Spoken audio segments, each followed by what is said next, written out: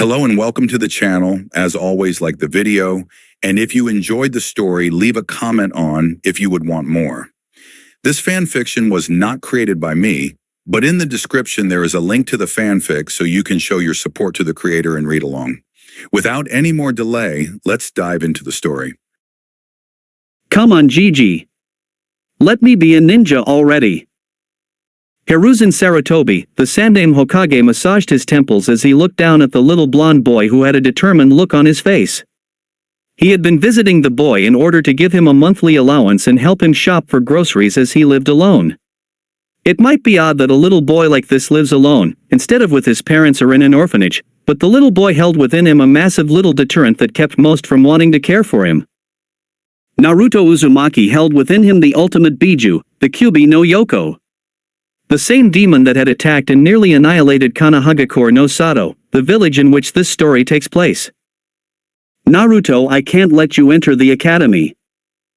Naruto's face scrunched up, trying to decipher why, but Gigi, you told me other kids ninja as young as me training as ninja, why can't I? Hiruzen did have to admit to that nugget of truth. Clans in Konoha such as the Uchiha and the Hyuga trained their children from around the time they could walk to become shinobi. Kakashi Hatake had graduated from the academy at the age of 5 and even been promoted to Chunin at the age of 6, same for other prodigious ninjas such as Itachi Uchiha. Hiruzen knew it was somewhat hypocritical of him to deny Naruto the same chance that they received. But the people of Konoha would never accept the demon spawn training in the ninja arts right in front of them. This was more for Naruto's safety. The worst thing to him was that he couldn't even tell Naruto why he couldn't allow him to join. That the irrational fear the village as a whole had of him being the Kyuubi reincarnated wouldn't allow them to see him as just a little boy that wanted to prove himself to them all. Hiruzen patted Naruto's head and looked down at him patronizingly. I'm sorry, Naruto-kun. Maybe one day soon I can let you join, but not now. Naruto watched the old man walk towards his door and shut it on his way out. Naruto walked aimlessly around Konoha, trying to ignore the looks that he wasn't getting. He didn't get why Gigi didn't want him to be a ninja. He knew he would be the best ninja ever, that was all he would settle for, no matter how hard he had to work. There was something he wasn't getting, and trying to think about it made his head hurt. Eventually, by the time he had stopped pondering all of the absurd reasons that he wouldn't be allowed into the academy, he even came up with a strange conspiracy that there was some sort of demigod stuck inside of him and everybody knew but him. Crazy, right? He found himself atop his favorite place in the village, Hokage Mountain. It's beautiful, isn't it? Naruto whipped around suddenly to see a man with his head in one eye in bandages, and his right arm in a sling, also wrapped up. Naruto couldn't feel any real malicious intent from the man, so he allowed him to come closer. He stopped next to Naruto and looked out at the view from the top of the mountain. Truly, being a ninja to protect this village is something that I've always felt is well worth the sacrifice. Naruto's eyes widened, but then he looked away sadly. Gigi won't let me be a ninja. I don't know why though. I mean, I'll work hard, and I know I'd be good at it. The man made a noise as if he was thinking of Naruto's words. You would really work hard? You would do whatever you had to in order to become the greatest ninja you could be? Naruto grinned widely at the man. Not just the best ninja I can be, the best ninja ever, Databeo. The man had a small smirk upon his lips. Well then, I think I'd like to take a hand in training the greatest ninja ever. How would you like to be a ninja for me? Naruto's grin could have split his face as he latched onto the man excitedly. Thank you, thank you. I can really be a ninja? The man held Naruto off of him. Little boy, the first thing a ninja should know is to never show emotion. I can understand your excitement, but when we begin training I do not want to see that from you. Do you understand? Naruto cowed himself and nodded. Ano, I don't even know your name. The man turned and motioned Naruto to follow. You may call me Danzo. Naruto, age 7. Underground, the sounds of contact were made. The sounds of physical combat were common in this place. Sparring was intense and brutal to condition the ninja to field conditions. An unnamed teen hit the ground hard, groaning as his eyes flicked in and out of consciousness. The blood caking his face was just another sign of the intensity of the session. Standing over him was a blond boy sighing in relief at the conclusion of the spar. Takeshi, you hit way too hard." The blonde slowly walked away from the room, checking himself over. He scratched at his fists, flaking off the dead skin covered in dried blood. He checked his mouth inside before digging into the back of his mouth and pulling out a molar, dropping it on the ground as he walked away. He didn't care too much about it. It wouldn't be the first time he lost teeth down here, and they always grew back. "Thank you, Furball." As the boy clad in black practice clothing entered the hall, he came face to face with the man responsible for training him. Danzo Gigi. "Good to see you." Danzo frowned at Naruto's disrespect. "Boy, if you weren't so damn good at what you do, then I'd have you go back through emotional conditioning again." Naruto gave him a cheeky grin, "But that's just it. You know I'm too damn good to waste going to do that crap, and besides, you know I can turn it on the second the mission starts. I can be as blank as everybody else when you say go." Danzo let a ghost of a smile appear on his face. He remembered putting Naruto through the paces to rid himself of his emotions. No matter how bad he had Naruto beaten and conditioned, he would still keep a spark of his old personality, even after several months of that treatment that had broken everyone else Danzo had trained for decades until that point. Danzo motioned for Naruto to walk with him. "I have a mission for you, solo this time." Naruto went into business mode upon hearing those words. "What do you require of me, Danzo-sama?" Danzo would never openly admit it, but he did rather like the fact that Naruto could turn his ninja mode on and off at the blink of an eye. It made training a bunch of emotionless tools more bearable if one of them had enough self-awareness to actually speak to him with even a hint of cordiality. They weren't necessarily close. Naruto was well aware of the fact that Danzo saw him as nothing more than a tool, a weapon to be brandished to protect Konohagakure, but people have shown that they can value objects and tools above many things in this world. Plus Naruto's childish streak got a kick out of making Danzo twitch. "You've got to enjoy the little things. This one is probably going to be suicide for anyone else other than you. Even you will find it rough going, I would say." Naruto nodded as a sign of his hearing the advice. If this even hints at going under, you get yourself out of there, failed mission or not. A shimmer of his eye revealed from Naruto to Danzo that he was affected by those words. Danzo just couldn't tell if it was because he gave the very rare order for him to retreat if necessary, or if it was because he was offended for suggesting that Naruto might fail this mission. Naruto looked up to Danzo, icy blue eyes lacking the solid feeling they were full of just moments ago. "Your orders, Danzo-sama." Danzo smiled. "I think that he might just be the greatest weapon I have ever had." Training Naruto had not been even a chore. When it came time to learn how to fight, how to kill, how to win, Naruto had shown himself a quick study. Danzo relied on Naruto for more of the higher class missions that he knew many of his other operatives couldn't handle, because the kid seemingly didn't accept anything short than a successful mission. That made him invaluable, and he'll only continue to grow in strength. I would probably rely on him before I thought of backing one of Sarutobi's soft elites. "Oh, my old friend. How did you let this gem of a shinobi go?" Danzo continued his briefing as he and Naruto had arrived at the armory. "You will be infiltrating Ta no Kuni. There have been reports of a new hidden village based out of that nation rising to prominence." Naruto quickly changed from simple practice clothes to gear reminiscent of Anbu armor, clicking the chest protection shut. "Hi Danzo-sama." Danzo continued, "You will find the location of this village and if possible get inside and keep tabs on what you can see and find. When you believe that you have sufficient information to determine whether or not this village is a threat or not, you are to return to base and debrief. You may leave on your own mark. This will be a long-standing assignment." Naruto packed himself with kunai, shuriken, flash tags, exploding tags, smoke bombs, anything that he might need, and he packed to the brim, sealing whatever he couldn't carry in a scroll. He didn't know whether he would need to restock on this mission or not. Upon his completion of arming his person, he turned to Danzo and bowed. "I will leave as soon as possible, Danzo-sama. You will hear from me upon my return." Danzo nodded. "By your leave, Uzumaki." Naruto stood and walked from the armory, ready for his next assignment. Naruto slipped his mask in with his combat gear, as he had replaced it all with simple street clothes as he had to keep up his appearances. No was the opportunity that Sarutobi never gave him. He knew all he needed to do to prove his worth as a ninja was a chance, and when that chance was given he took it. 1 year later, border of Hai no Kuni / Ta no Kuni. An explosion drew Jiraiya's attention away from returning to Konoha. He had just gotten through going through Ta no Kuni looking into rumors of a new hidden village rumored to be called Otogekure. After finding enough to bring back to the Hokage, he made a hasty retreat to the border, and from the sounds of things he wasn't the only one. Jiraiya eventually found himself on the heels of a blur in the darkness. Jiraiya slipped into the shadows of the trees to speed ahead of the fleeing mystery shinobi.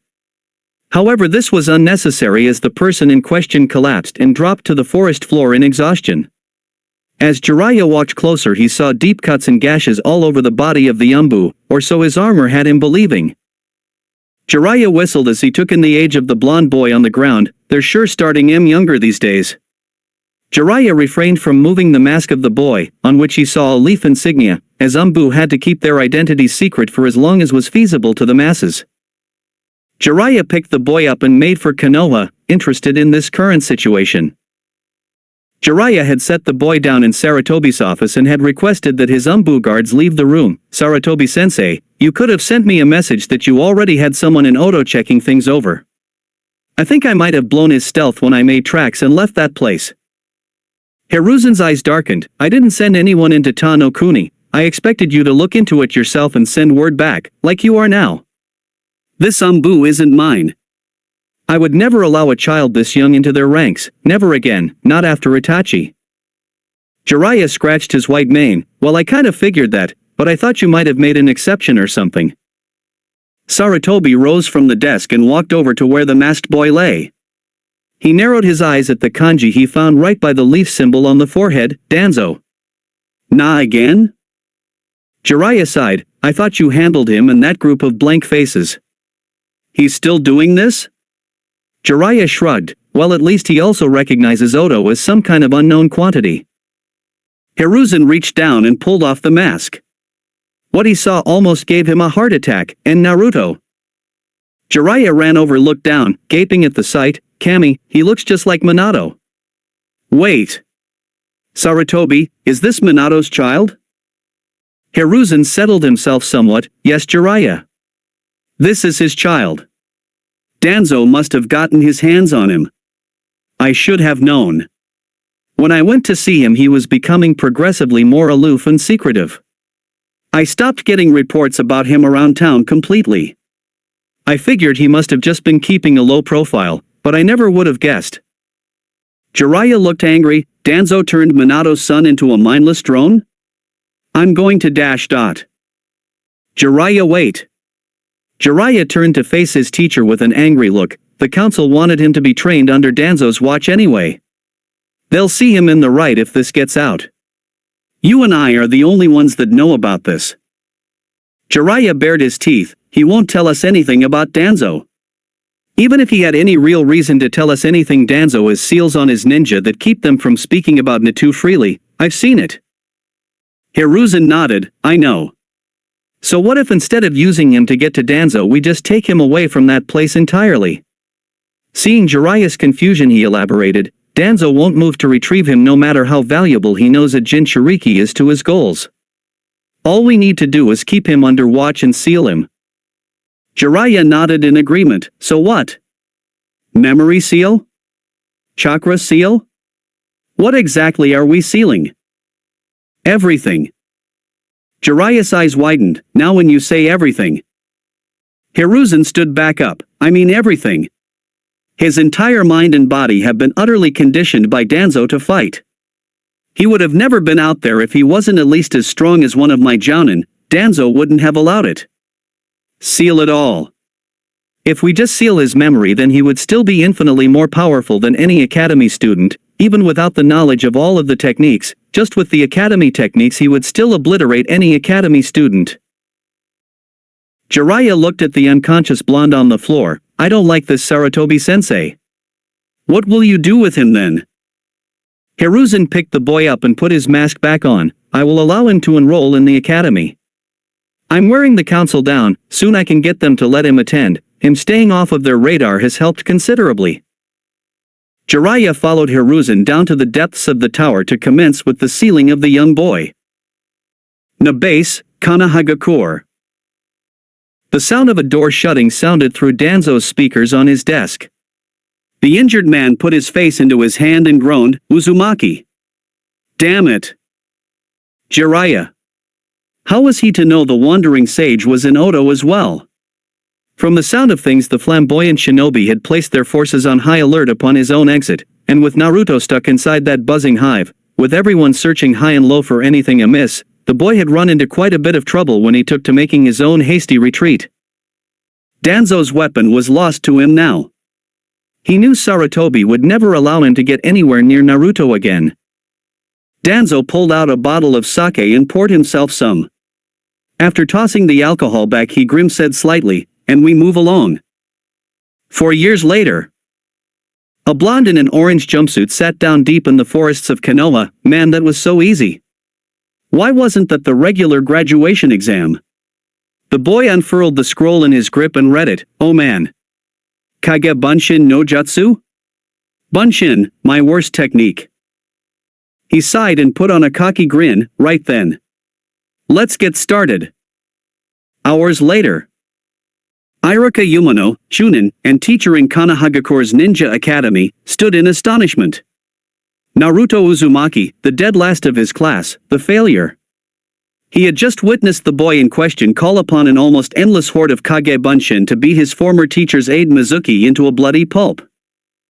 Naruto stood over the groaning man, smiling at Iruka sheepishly. Whoops.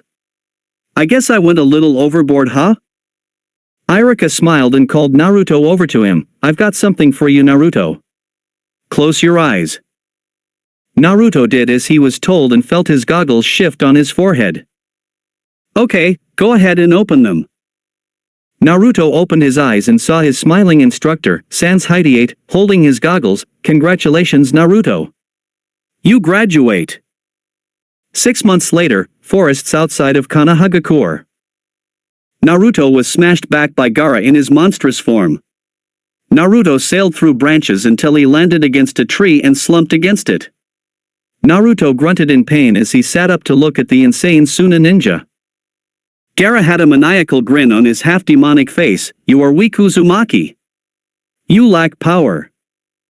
Sasuke landed on Naruto's branch, looking worse off than Naruto himself was, with strange black markings on the right side of his body. Naruto, get out of here. Get Sakura and run, I'll handle this guy. Naruto went to speak when Sasuke clenched his fists. If I can't win here, then I'll never be strong enough to defeat him. I will have reached my limits. Naruto looked at Sakura, pinned to a tree trunk with Gaara's sand slowly crushing her. Naruto stood up and wiped the blood from his lip. He looked down at Sasuke. Don't worry, Sasuke. I won't lose here. Naruto flipped through hand signs and slapped his palm to the tree branch. A puff of smoke revealed a small orange toad. Hey there, I'm Gamakichi. Got any sweets? Naruto flipped out. I can't believe this crap. What's with you stupid toads? I can never get a useful one. This is really not the time for this. The small toad jumped onto Naruto's head and gave him a raspberry. So you're an amphibian hater, huh? Gaara had had enough of this. All the time spent allowed him to fully turn into his mini Shikaku form, Suna Shuriken. Naruto saw the spinning discs of sand coming his way and cradled Gamakichi with his body, taking the hits. He flew back and hit another branch. Gamakichi looked at him in concern as Gaara cackled. You see, Uzumaki? Only when you fight for yourself can you truly be strong. I'll wait for you to realize this and leave your friends here to die so you can escape. Naruto wordlessly placed Gamakichi down and turned to face Gaara. The look in his eyes irked Gaara, who sent another salvo of sand shuriken at Naruto, hitting him dead on and sending him back again. Naruto stood up almost immediately. What is this feeling? I feel stronger. Like that didn't hurt at all. Sasuke looked at Naruto as he saw Naruto's strength returning to him. As a burst of visible blue chakra erupted from Naruto, the blonde's look of confusion and awe at himself turned to a wail of pain as he clutched his head and dropped to the ground screaming. Naruto's mindscape. The Kyuubi no Yoko was bored. Bored. It had been bored for years. Ever since Naruto's memories and skills had been sealed away, there wasn't any action for it to watch, or even partake in, as Naruto was wont to do from time to time. When the boy finally made his return during his month of training with Jiraiya, he was noting like the Naruto that had earned his respect in his childhood. This Naruto was loud and brash, with no true talents to back it up with. The old Naruto wasn't nearly as loud, and while he had his moments of being a loudmouth, he always had the talent to go with it and the drive to do better. The seal had handicapped him and his thinking for 4 years. The Kyuubi really couldn't even say that the new Naruto had potential. The old one had potential, and he had started achieving it, then it was taken away, and no one can have potential twice in their lifetime. As it pondered how exactly it was going to break out of its rotting prison, many markings appeared on the outside of the Kyuubi's cage. At first it was confused, until it remembered the exact same patterns appearing 4 years ago right before everything turned to shit. Oh, it's about time. Took you long enough, Nin-Gen. Focusing its chakra into a line, it pushed it out from the bars of the cage slowly so as to not upset the Shiki Fujin. Finally the chakra made contact with the walls and began to cover the lines, following them straight to the source. As the Kyuubi watched the lines turn red and rush off down the halls of Naruto's mind, it allowed itself a triumphant smirk on its vulpine features. Welcome back, Kit. Temari had seen the Uchiha fight Gaara. He had done well until he ran out of chakra and began getting decimated by Gaara until his orange-wearing teammate came onto the scene. Then he ended up getting beaten down too. During his beating, however, he began to gain energy, taking Gaara's shots and walking right through them. He exploded with raw chakra, and Temari had never seen anything like that before. Chakra visible to the naked eye, so much that it seemed strange to the boy himself. As he began getting a handle on the situation, he collapsed, screaming and holding his head all the while. As he lay on the tree branch, a strange mark appeared on his head, forcing lines to branch out over his entire body, covering him from head to toe. Temari shook in place on her branch. They're all freaks. Every last one. The line suddenly turned red as a massive pressure filled the immediate area. It didn't feel evil, malicious, angry, or anything. It just felt like Naruto, just magnified 100 times. The lines faded away from the downed blonde. All attention turned to him as he groaned and stirred on his belly. He quickly snapped to his feet and looked around his own body, flexing his fists and shaking out his legs. The only noticeable change in his base appearance was the scar going down his eye, a battle scar that wasn't existent a moment ago.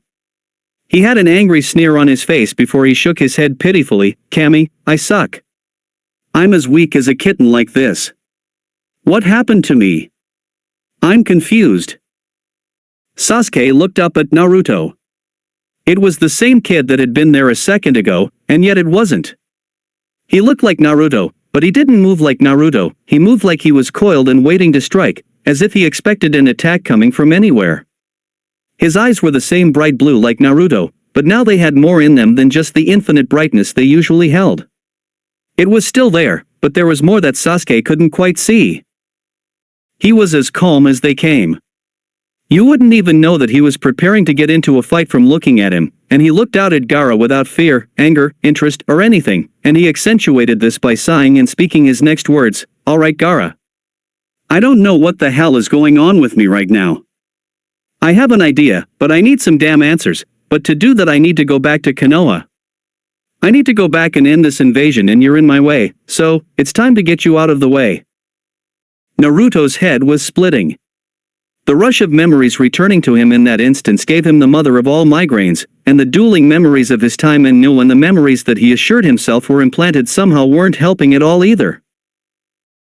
After hearing the confidence in Naruto's voice ring out in the forest, Sasuke spoke up. Naruto. What happened to you? What's going on? Naruto looked down at Sasuke with one eye and back up at Gaara. I'm not entirely sure myself. Right now, I feel like crap, but compared to the way I've been feeling for the last 4 years, I feel amazing. It's hard to explain. He grunted. It's not important right now. I have to beat his ass, hustle back to Konoha and find someone, like Danzo or something, that can explain all of this to me. So here's what we're going to do. I'm going to attack him, and you aren't. Now commencing operation, beat Gaara's ass. Sasuke had a myriad of questions running through his head at this point. What happened to the dobe? Who is Danzo? What the hell does he mean I'm not fighting? Gaara heard his voice speaking to Sasuke the entire time and cackled to Naruto across the trees. "You aren't strong enough, Uzumaki. Leave them behind and run. Nothing has changed, you still don't fight for yourself." Gaara flung more sand shuriken at Naruto, who scoffed and grabbed Sasuke by the back of his collar and ducked and weaved out of the way of the projectiles. After he had gotten through them all, he dropped Sasuke back on the branch and scoffed, "Pathetic. I'm slow as dirt. Did my muscles atrophy or something? I became a ninja anyway, which means I should be conditioned like a genin. I should have kept my speed at least." Gaara looked at Naruto, looking himself over after dodging with Sasuke. This angered him. It was like Naruto was ignoring his existence, just like everybody else, just like everybody else. "Don't ignore me." Gaara had mouths appearing all over his body as he took a deep breath and released it ahead. Futon, Mugen Sajin Detapa, wind release, sandstorm devastation. Gaara released a massive blast of air in a sandstorm in Naruto and Sasuke's direction, tearing off branches and cutting into the bark of trees. As the wind died down, Gaara couldn't see Naruto or Sasuke, no sign of either. "It's a shame." Gaara turned around to see Naruto standing behind him right before Naruto's fist lifted him off of the branch and sent him crashing to a lower level. Naruto crouched on the branch and watched Gaara try to stand. "You had a defense that only the fastest could bypass and only the strongest could breach, and what do? You cast it away for raw power when things get a little tough. Raw power can only overwhelm skill and finesse in extreme qualities." Naruto pointed at Sasuke, who was over by Sakura, Pakin, and Gamakichi. "You beat him in this form because he was already burned out when you transformed. He used Chidori twice here, once during your fight in the stadium, and I'm sure he tested it one time when he and Kakashi were late. If he had more shots, then you wouldn't have one." He smirked down at Gaara. "I don't know what happened to me all of those years ago, but I'm not the kid that just had Kage Bunshin flying all over the place anymore. I could beat you like that, but that wouldn't be very fun. After all of this time, I can finally fight like I used to, if only a little bit. I'm still not fast enough to avoid taking hits, but I can almost assure you that however hard you hit me." A feral grin came onto Naruto's face. "I'll hit you twice as hard. So let's see who can still stand up when this is all over." Naruto's hand moved unconsciously to his back before he pulled it down, clicking his teeth. "Damn, that's right. I don't have a sword. Seriously, what happened to me? These phantom urges to fight like I was trained to are going to get me killed if I don't get it together." Gaara stood with a growl. "You aren't stronger than me. You fight for the Uchiha. You fight for the pink-haired girl. Fighting for others makes you weak." Naruto scoffed. "That's the stupidest thing I've ever heard. There are detailed stories of mere mortal men overcoming demons for others. The Yondaime Hokage overcame the Kyuubi no Yoko for his village. Orochimaru fights for himself, you fight for yourself, and that's why you will both lose here today, because you don't have a true purpose to fight." Naruto cracked his knuckles. "But let me show you just how wrong you are. Don't blink." One flash tag later and Naruto's presence was gone from the area. Everyone looked around for any sign of the blonde boy who had changed from the orange loudmouth they had taken him for based on past experience. Chuckling rang out through the forest, but not from any particular area, as Naruto was projecting his voice. "That little sandstorm from earlier wasn't a futon jutsu. This is a futon jutsu. Futon, Repushu, wind release, gale poem." A fierce gale came from the trees above, sending wind and weapons at Gaara from above. Gaara lifted his arms to block vital spots and allowed the kunai and shuriken to bury themselves into them. Gaara lowered his hands and shouted out loudly, "Is that the best you have, Uzumaki? Come out and fight me. Give me a real fight. Let me feel alive." Naruto's voice rang out again in mocking laughter. "If you wanted to feel alive, then you shouldn't have caught those weapons. Even with all of that power, you're still just a baby genin, huh? Just listen, and tell me what you hear." Everyone silenced themselves in order to listen for Naruto's warning. Temari's eyes widened. Too late to help. A hissing noise coming from Gaara was being muffled by the sandy appendage he had caught the mishmash of ninja tools in. "Gaara, no!" Temari's shout of warning did no good. It was too late for him to cast them out as a massive explosion took place in the trees, and the fireball that used to be Gaara fell to the forest floor. The others could only look on in amazement as the goofy boy in orange was systematically decimating the strongest person out of them all. Naruto's voice rang out again, "Damn it, I should have just killed you." Gaara was like a puddle of melting sand on the ground as Naruto spoke. "I guess my fake self has more influence over me than I thought. I should be down there killing you right now. But for old time's sake I guess I'll hit you with an attack inspired by him." Suddenly several Narutos rushed out of the foliage and kicked Gaara into the air, one after another. "You! Zu! Ma! Ki!" As Gaara was stuck hanging in the air, a wave of orange revealed itself from the leaves above. Countless Kage Bunshin from Naruto descended with their fists and feet cocked to strike. Naruto Nisei Rendan, Naruto Uzumaki 2K Barrage. Naruto's Bunshin dropped an obscene amount of physical offense on Gaara's prone form, driving him back into the ground hard. Naruto and his clones littered the trees looking down at Gaara. Naruto sighed yet again. "If I was at full strength he'd be a puddle in a crater right now. Someone's going to answer for this." Gaara looked up at the masses of Naruto Bunshin looking down on him. Each of them had the same uninterested look on their faces, as if they were trying to ignore him. Cold blue eyes magnified by 1,000 staring down on him. "There's no way." Gaara allowed the final shred of sanity and reasoning inside of him snap. "There's no way I'm going to lose to a guy like that." The original Naruto's eyes widened as Gaara's chakra spiked. "Oh crap. He can transform again." Naruto was blown back hard as Gaara was completely immersed in sand, swelling to the sky. Naruto's Kage Bunshin were dispelled as Gaara's towering sand smashed them asunder. Gaara ended up sticking out of the head of Shikaku looking down on Naruto, who was covered in sand. "It's too late, Uzumaki. Time to die." Ugh, like I said, power cleanly outclasses skill only in overwhelming quantities. Naruto sat, entirely encased in Gaara's Sabaku Q. "Well, this is great. I'm too weak to break it. Now what?" Naruto smirked as he remembered that he didn't stop learning things when he lost his memory. "Arosenin, you might have been useful after all." Naruto bit his thumb and made a few hand signs. Gaara put out his right hand, Sabaku SOS-. Kochios no Jutsu, Summoning Jutsu. In a massive burst of smoke, Naruto found himself seated atop the head of Gamabunta smirking out at Gaara. "You didn't think it would be that easy, did you?"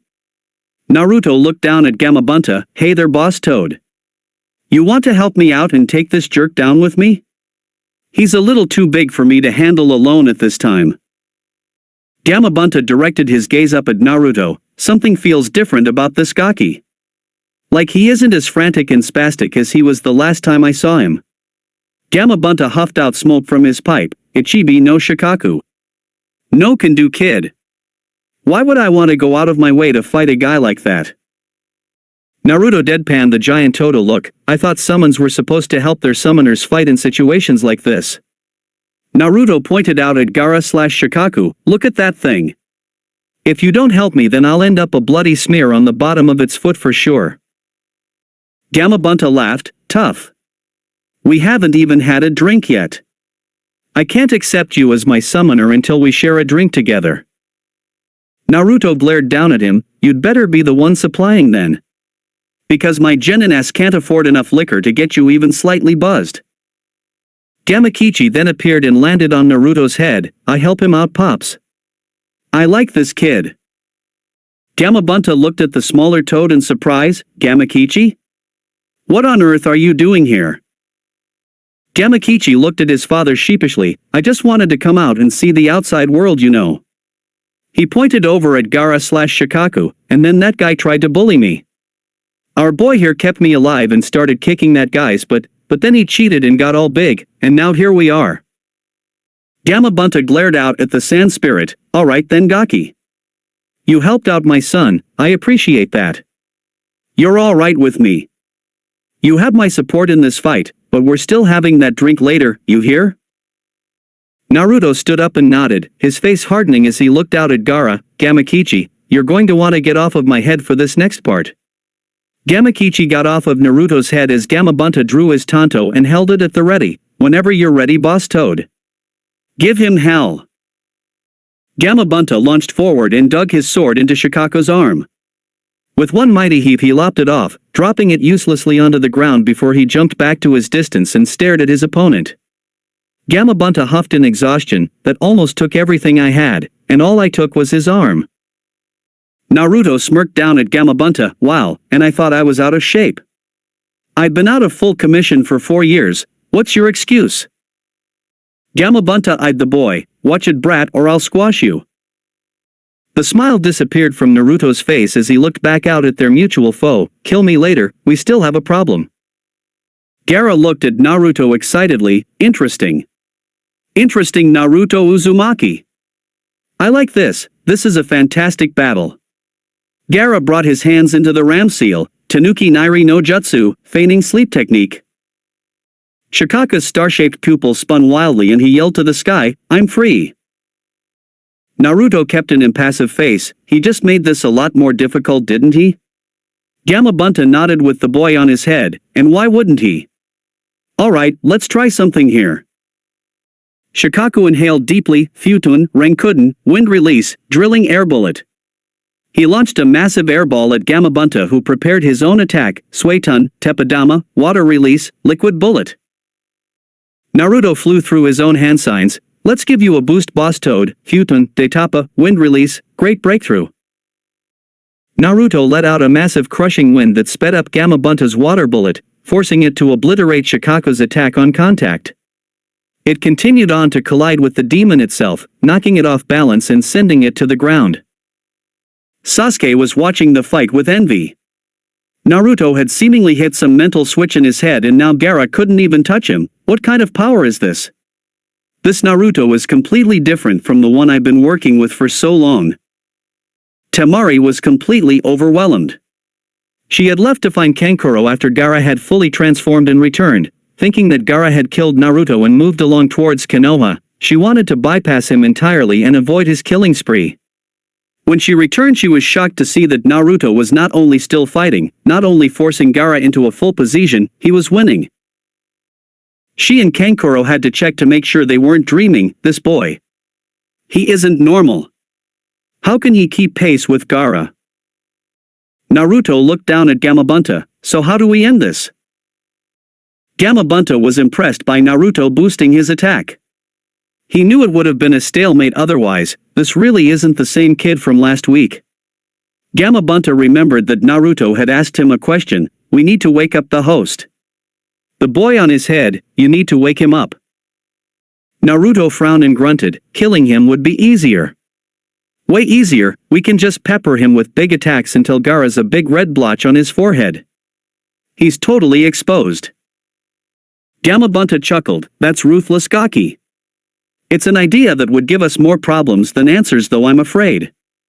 Killing the medium in the midst of a full possession could end up with the demon being freed. It already has a form to go with its soul, so it wouldn't need the host in that instance. The blonde nodded. Okay, so wake him up it is then. He furrowed his brow and thought, but all of my attacks that I could launch from here can kill him. I need you to get in close so that I can wake him. Gamabunta looked at his hands. These webbed hands of mine aren't much for grabbing a hold of things. How do you suggest I get him? Naruto scoffed. I said get close, I didn't say grab him. I can reach him myself, don't you worry. Gamabunta prepared to charge, as Shikaku reached an upright position once more. Naruto closed his eyes to get in touch with his inner demon. Naruto's mindscape. Naruto appeared in the sewer of his mindscape in front of the Kyuubi's prison. Naruto looked around and shook his head. Kami, this place is a dump. I didn't leave this place looking like this. Demonic laughter rang out from behind the bars in front of him. No, you didn't, Ningen. Whoever placed the seal on you messed with your mental functioning and reverted your mind into a dump, as you can plainly see. Naruto nodded. So will it get better? Because this is seriously depressing.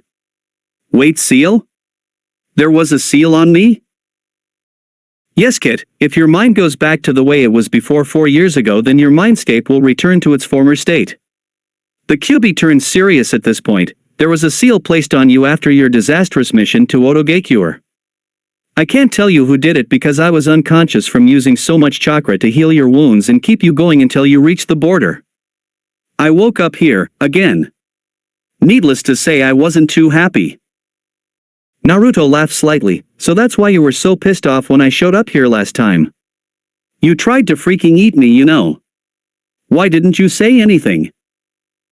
QB huffed and sat down on its haunches, letting its snout touch the floor. First of all, would your other self who had been taught to mistrust me, believe me in the first place? If I had tried to tell you about it, I would have been harmed by the seal, as would you. It was a memory seal. Whoever placed it on you placed many others on with you that coincided with one another. You forcibly broke one, the chakra restrictor, and allowed me to force a chain reaction with the rest of your mental seals to free your mind. Naruto smiled at the massive kitsune. Well, I guess I owe you one soon then. But right now, could you give me a shot of your chakra for old time's sake? I need to smack down your comrade Shikaku without killing his host. The ground in Naruto's mind rumbled as the QB jumped to its feet, tails waving behind it excitedly. Really? You need my help again after so long? All right then, Kit. Why not? I just wish I could experience the fight through your eyes and other senses like I used to.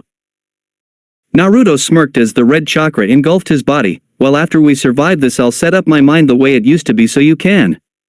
It's the least I can do. I missed being so badass.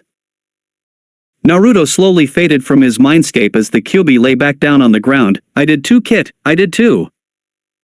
Naruto's eyes shot open as his body filled with the QB's chakra. Almost simultaneously, Gamabunta charged at Shikaku. As the two massive creatures got closer, they both shot off their projectile attacks again. Naruto judged the distance just as the smoke from the collision of attacks rose. This is close enough, I guess. Naruto crouched deeply and propelled himself high over Gamabunta's head, leaping over the explosion and posturing himself above Shikaku's head. Naruto hovered overhead for a second before forcing wind chakra out through his hands, accelerating his descent. This is going to be amazing. Naruto fell at high speed, aiming for Gaara, who was stuck sleeping on Shikaku's head. Wake up, you pasty bastard. Naruto delivered a double stomp right to the top of Gaara's head, driving him completely through the Shikaku figure, forcing it to collapse on itself as they crashed to the ground amid a deafening roar as the sand crashed around the trees. Gamabunta stood slack-jawed at Naruto's vicious/reckless attack on Shikaku. The kid jumped from the relative safety of his head, 30 feet higher than he already was, towards a crazed homicidal demon. The more amazing thing was that it actually worked. He hit Gaara with the force of his body weight focused into his feet from 30 feet above his head, making the impact more intense by using wind chakra to send him down faster. After the attack, he softened his landing considerably after he destroyed the Shikaku as he landed in sand that had been tenderized by his previous attack. Gamabunta was broken from his musing by his son. I like that kid, Pops. He's insane. Can I hang out with him more often? Gamabunta chuckled. If he allows it, Gamakichi. Jiraiya sure picked an interesting one this time. I'll be watching you, Naruto Uzumaki. Naruto stood up and shook the sand off of his body, dragging Gaara out with him and dropping him on the ground, watching him look up at him in fear. Stay away from me. I don't want to die. Naruto slapped Gaara across the back of his head. Act like a shinobi, damn it. We deal in death for a living. Besides, I'm not going to kill you. You're a weapon like me. He dropped Gaara onto the grass and walked away slightly. You're a weapon that I broke already. And while you can be repaired, most of the time a repaired weapon is easier to break a second time around. He turned back to look at Gaara, his cold blue eyes turned back to their formerly bright nature. I'll beat you down every time you try to harm me or anyone in my village. Because only when you fight to protect and defend others can you be powerful and find the strength to push beyond your limits. Naruto looked up to the trees. Sasuke. The Uchiha in question landed by his side. Is Sakura-chan safe? Was I fast enough? Sasuke nodded. Yeah, Naruto, you saved her. Naruto looked back at Gaara just as his siblings landed and prepared for a fight. Naruto shook his head at the two Suna ninja. I just beat the guy that terrorized you since he was 6 and I still have enough chakra that I'm gonna sprint back to Konoha and finish up the battle there. You both already got your asses kicked by this guy in Shino and he looks like he's ready to go another round. Do you really think you can beat us if you were stupid enough to attack us?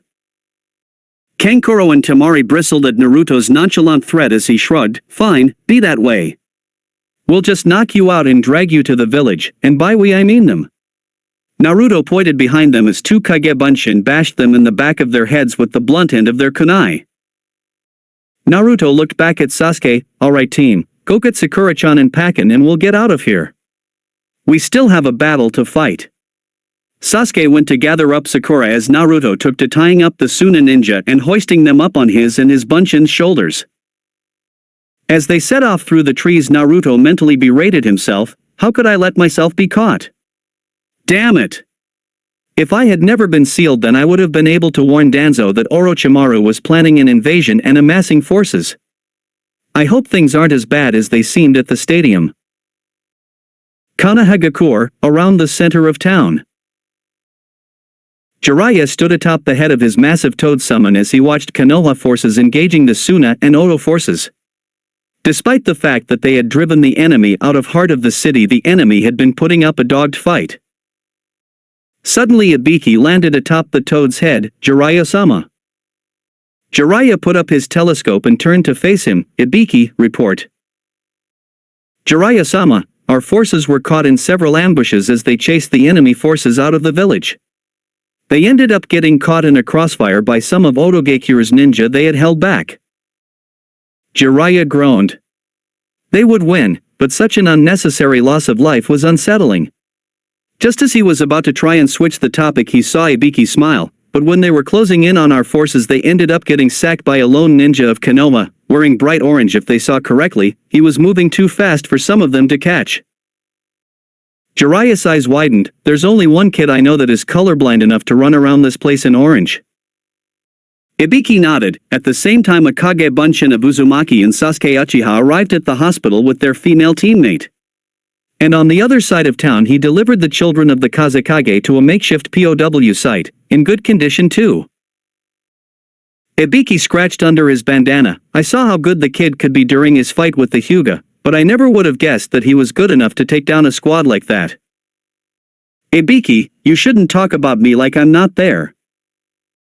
They both whipped around to see Naruto tapping his foot impatiently. Although I guess you didn't know I was here.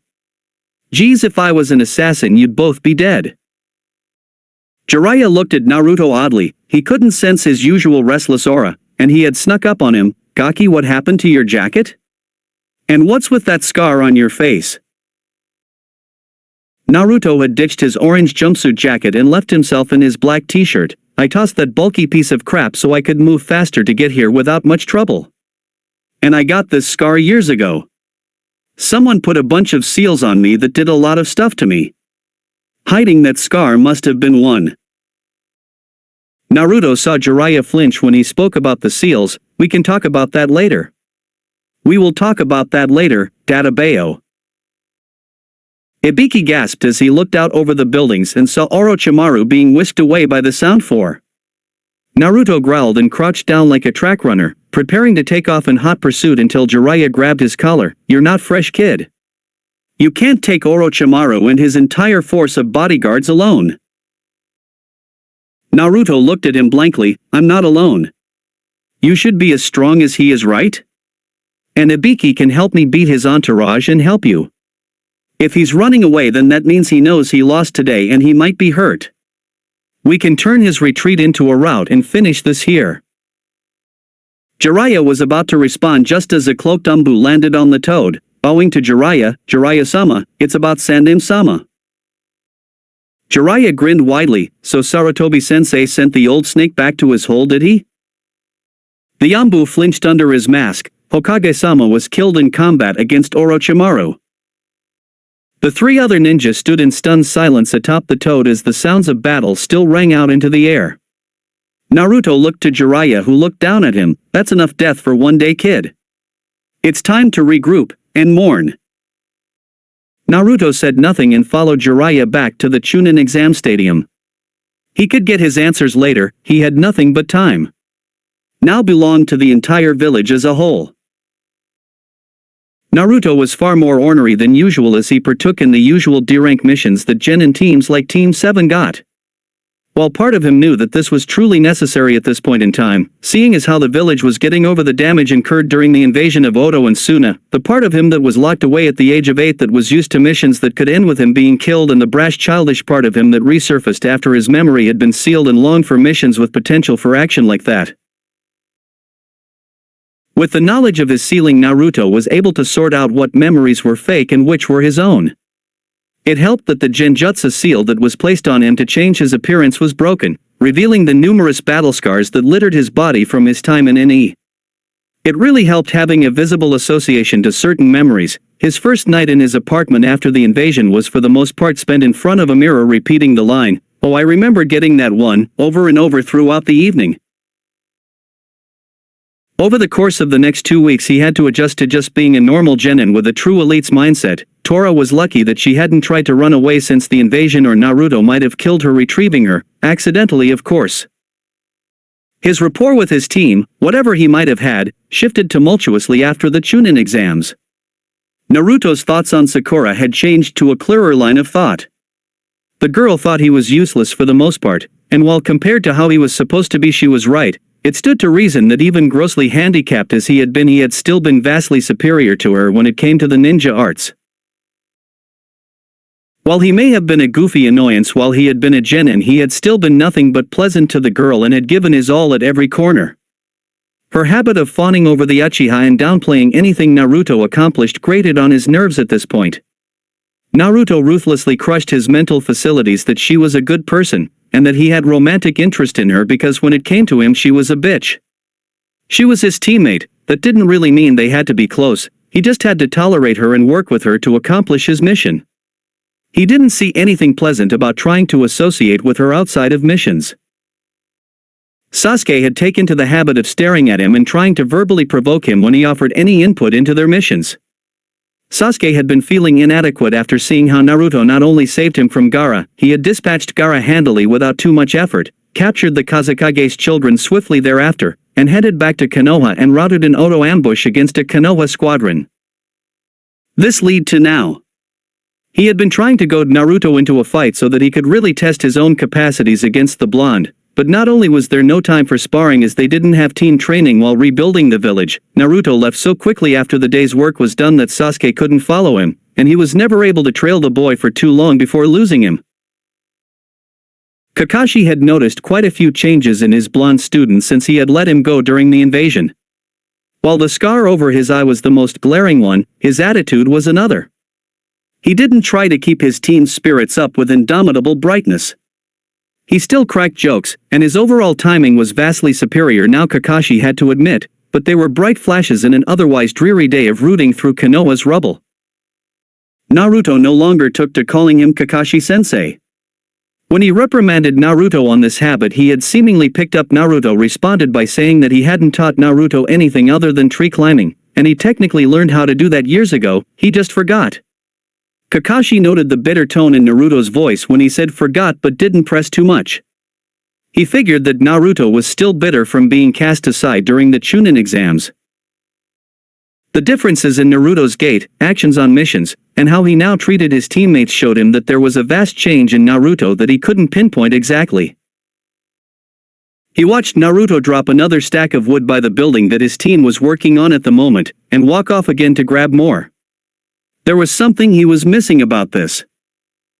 Team 7 had been dismissed for the day and Naruto had taken to wandering around Konoha. He had taken to treating the villagers with the same apathy and looks of annoyance that they gave him. He didn't care about them, he was in a bad enough mood as it was. He had been unable to find Danzo since the invasion ended. In his haste to track his trainer down and report back to him, as he technically never failed or completed his mission, he had found that the older base for Na had been abandoned. Cursing the old cripple out in his head, he realized just how difficult it truly was to find Danzo when he didn't already know where he would be. You'd think there would only be so many places that you could hide a group like Na in this village. Naruto understood things from both sides of the fence. He understood how Sarutobi disliked a secret branch of the military that he didn't directly control running rampant under his nose.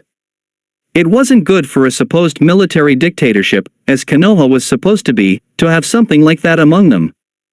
It was unnerving to say the very least. But Naruto knew that if he truly knew that honestly, Danzo only had around 20/25 well-trained ninja, including himself. Compared to Konoha's forces, it was simply a drop in the bucket. And while Konoha's true forces had a never-ending supply of recruits and potential, only certain types ever had a chance in Na, and they weren't readily replaceable. Na took Konoha's dirty missions. The jobs that somebody had to do, the kind of stuff that stepped on people's toes on the large scale of things, but if they never took place then it would expose Konoha's back to the lions. The killings that Konoha couldn't be caught having any hand in, the alliances that could substantially benefit Konoha but that had less than moral basis. There was a reason that the seemingly most powerful village in the nations didn't have too many problems regularly compared to the others.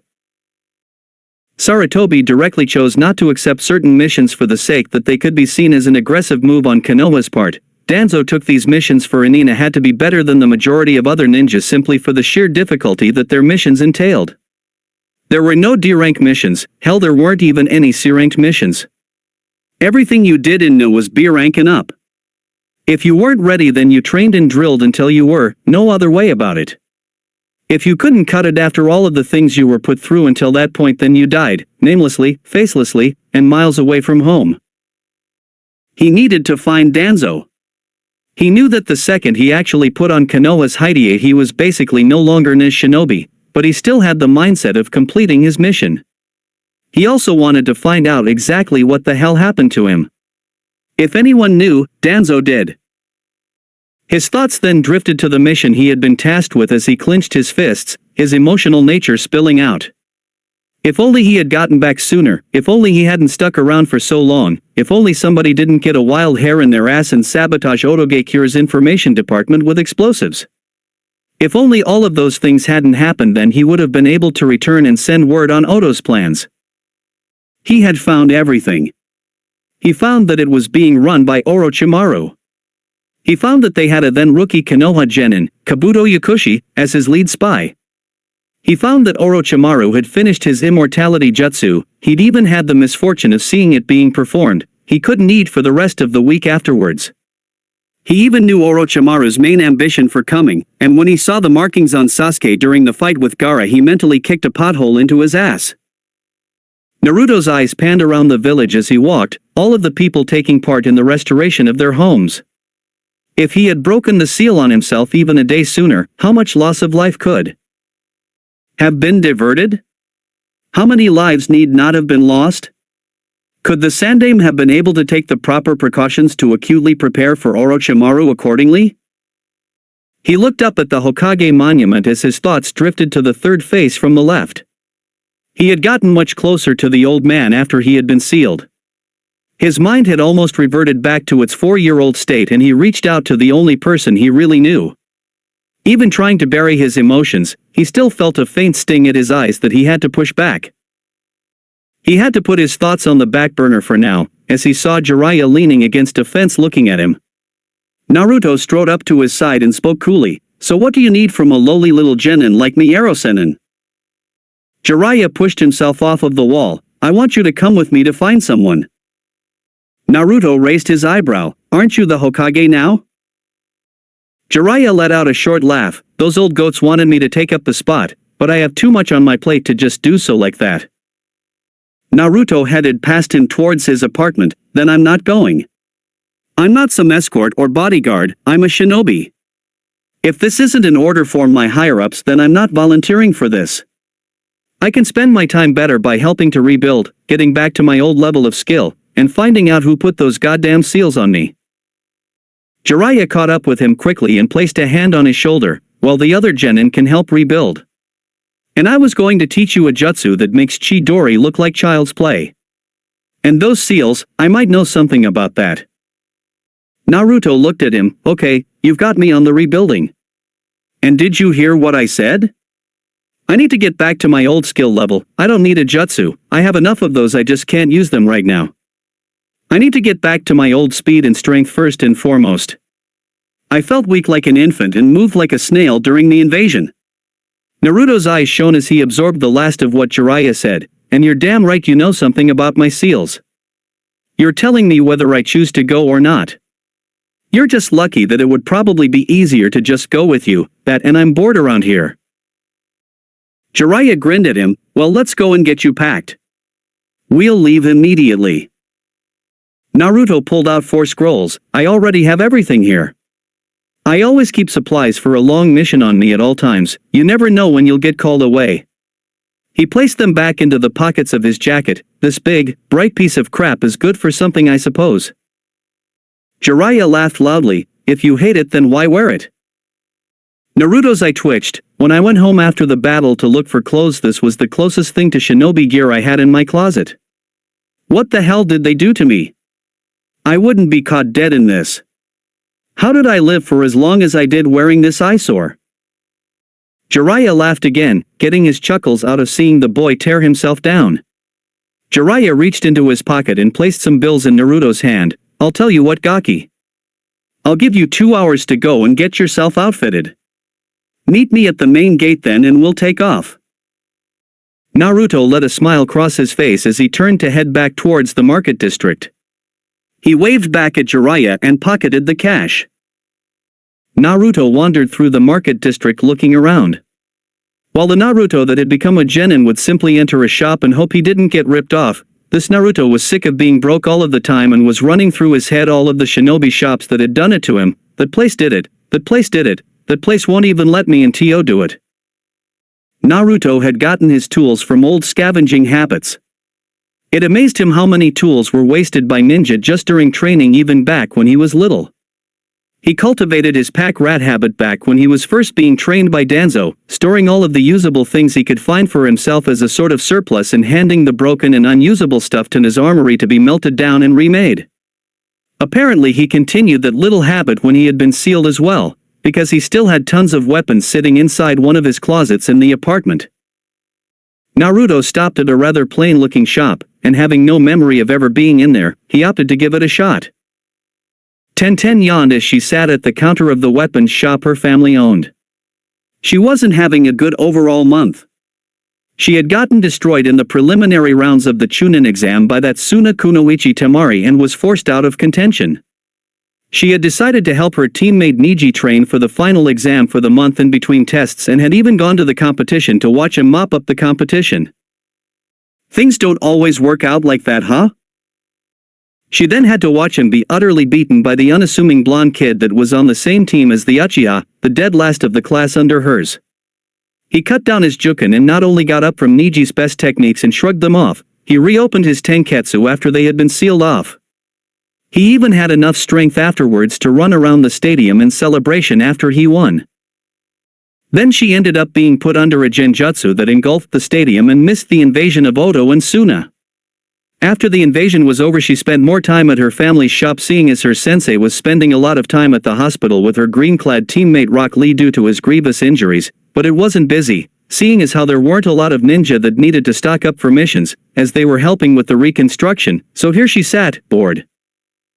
Yep, not a good month overall, one could say. The bell to the store rang, signifying a potential customer. Hello, welcome to Dash Dot. As Tenten's eyes drifted to the door, she saw the very same blonde kid that had beaten her teammate looking around her shop. Hey.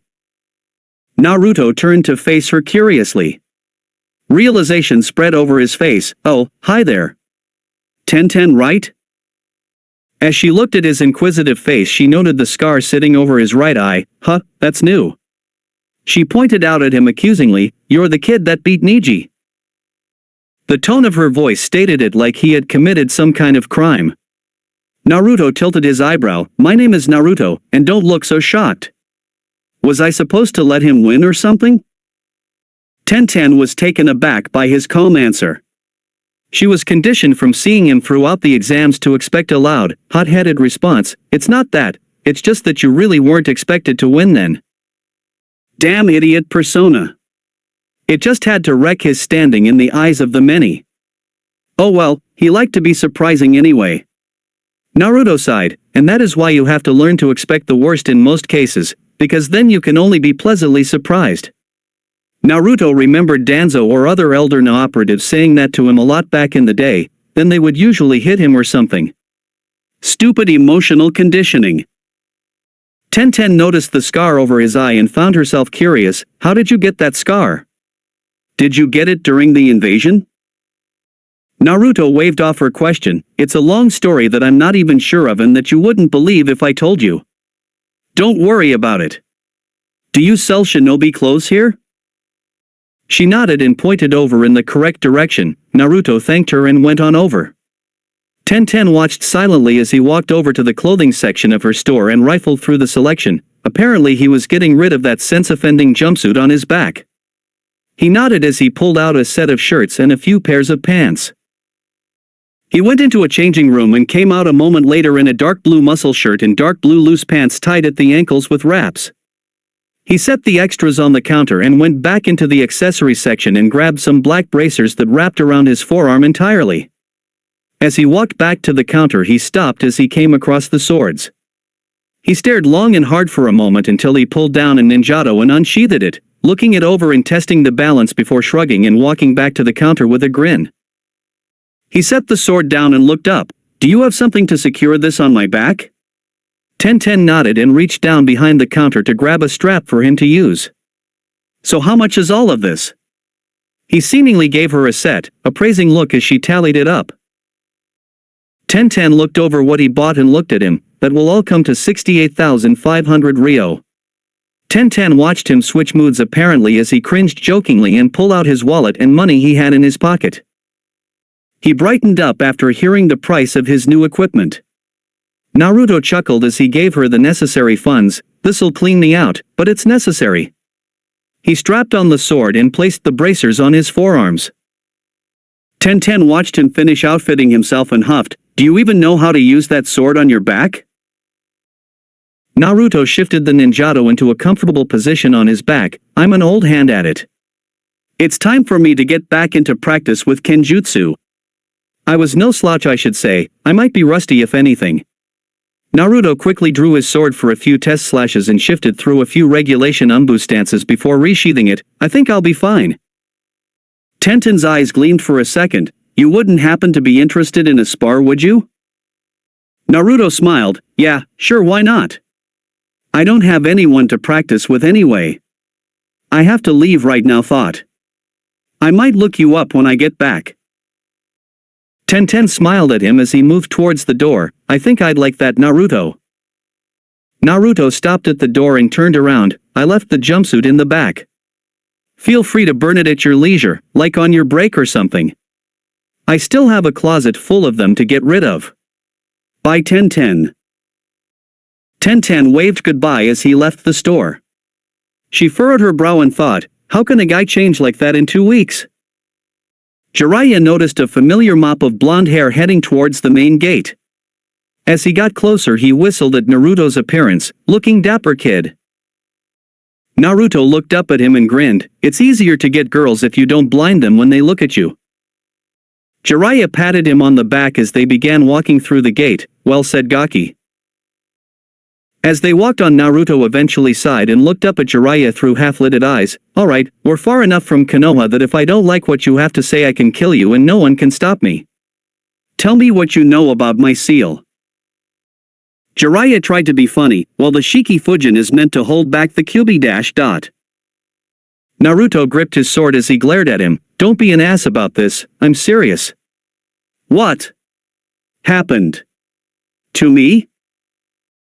Jiraiya sighed, okay, but if I tell you this then you have to wait until I'm through explaining before you try to gut me, deal? Naruto kept up his glare but nodded.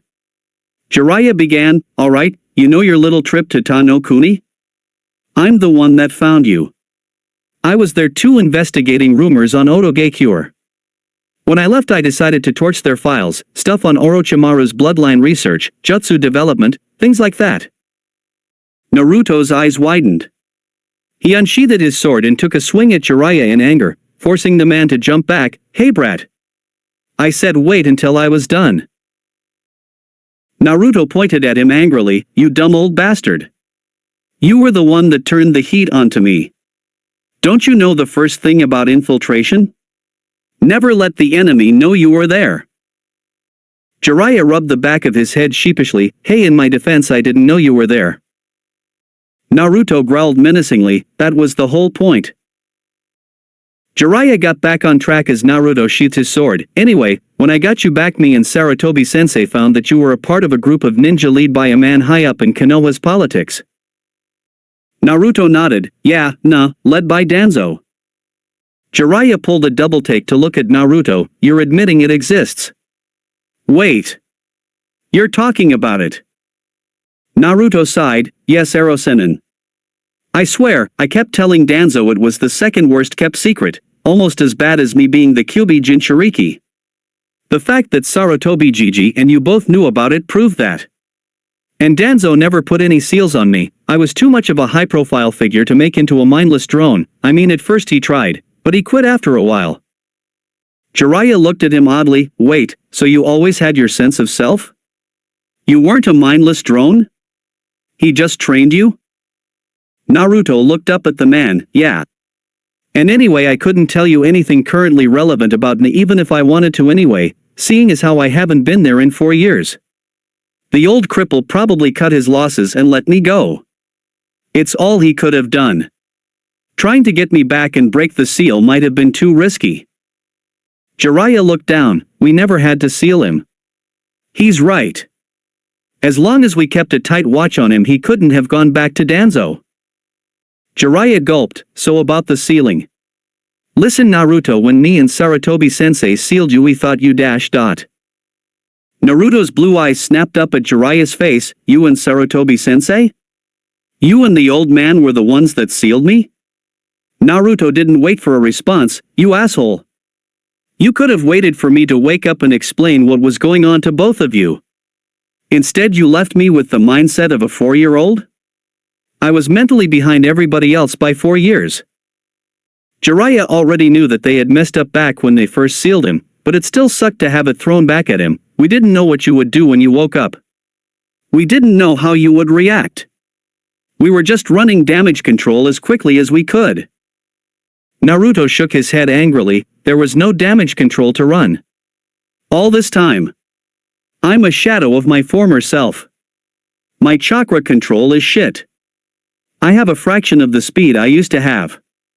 Why? I still trained hard even after I was sealed. I should have kept that speed. Jiraiya rubbed the back of his head sheepishly. I kind of put a gravity seal on you too, sorry. I knew it. I knew I couldn't have been that slow naturally. Kami, I felt like I was wading in jelly. Naruto undid his hideate to reveal his forehead. Take the seal off, damn it. Jiraiya made a few hand seals and placed his hand on Naruto's head. Fuin Kai. A glyph of a seal appeared and faded from Naruto's head. He tested his body's functions with some short motions. Okay. I feel better now. Jiraiya felt the need to keep explaining. Naruto I ... Naruto just kept walking. I don't want to hear any more right now. I don't think I can take much more of this story before I feel the need to hurt you. You guys almost killed my career, you know that? Come on, let's get to a town. Jiraiya and Naruto had gotten a hotel for the night in a town not far off. Upon arriving, Jiraiya had gone off gallivanting after some woman who showed a little interest in him. This suited Naruto just fine as he didn't really want to be around Jiraiya at the moment anyway. Naruto took himself up to their room and laid down on one of the beds. He had a whole new set of things to think about. Was Hiruzen close to him only because he had gotten out from under his watch once, or was it truly legitimate? When he showed up at the ceremony for Konoha's fallen ninja the day after the invasion, he had gone up to the Sandame's memorial and he didn't know what to feel. He shed not one tear. His head was jumbled enough at the time. He was still sorting through his mind to figure out what was factual and what was fabrication. He shook his head free of that thought, putting his training under Danzo into use. He was a ninja, and while it was seemingly a simple mission, it was still a mission, and he needed a clear mind to go through it successfully.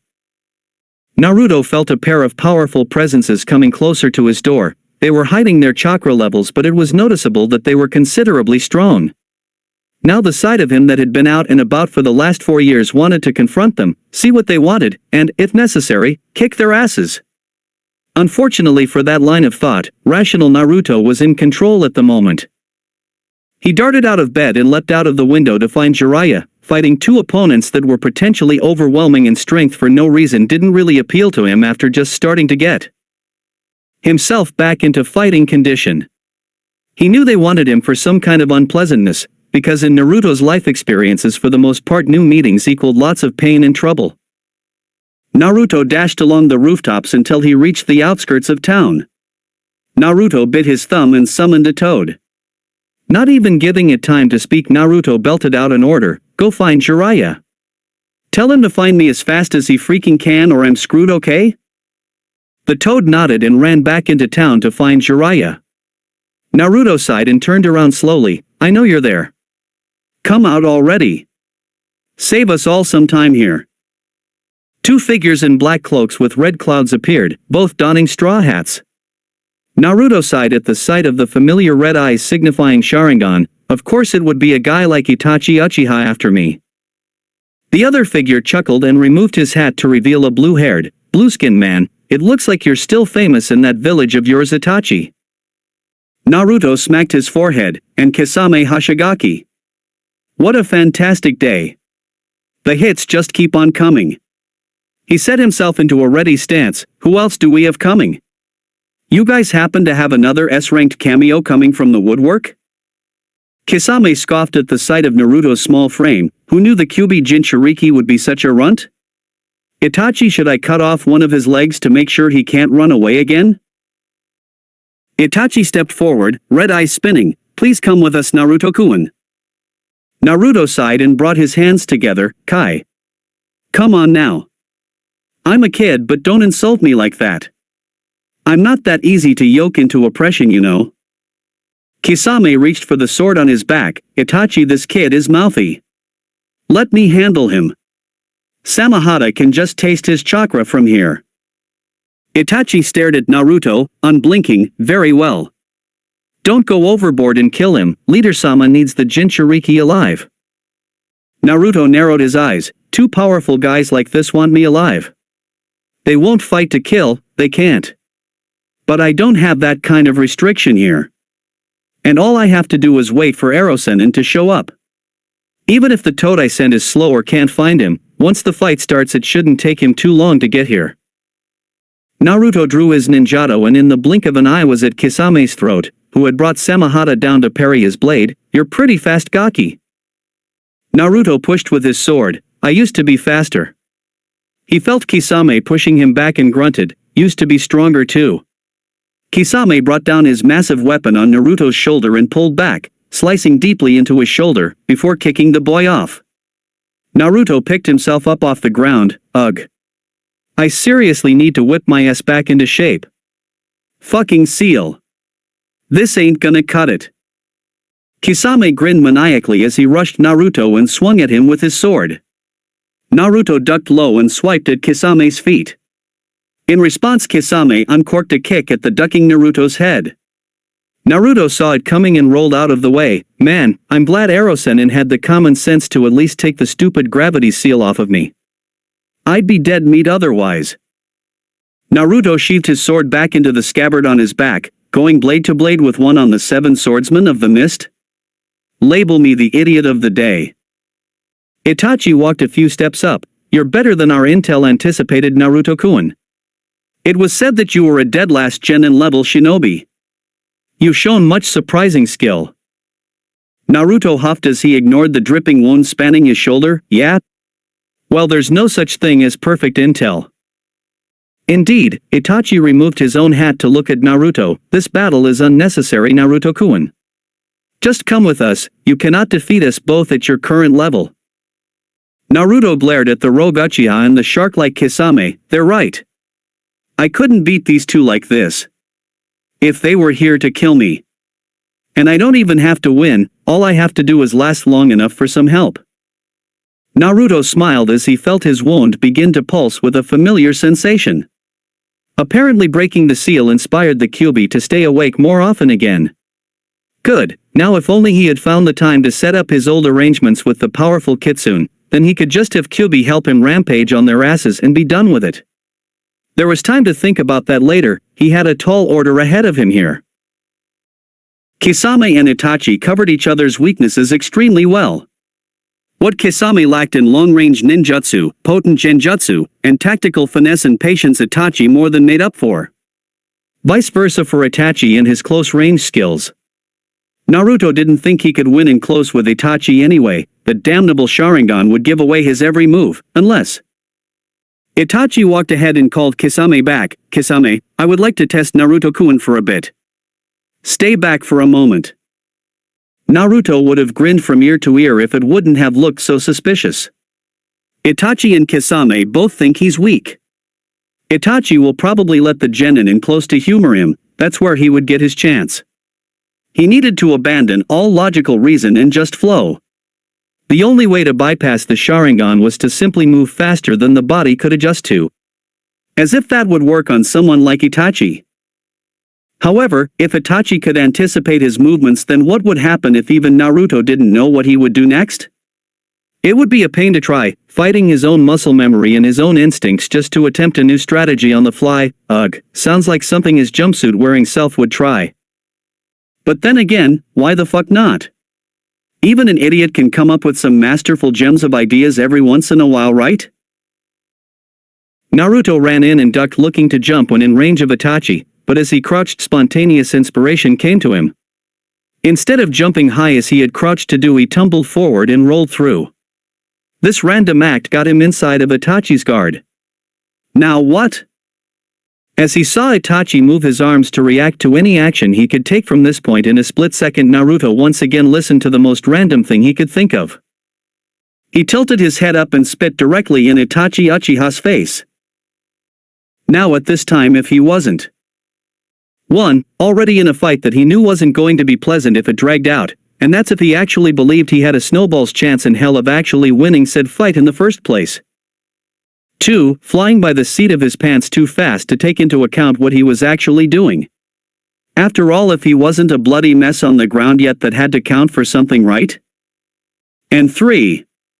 Primarily trained to not show any emotion or feeling in combat against any enemy, even if pressed with insurmountable odds, and Itachi Uchiha was damn insurmountable for a handicapped former Na operative 4 years out of the game.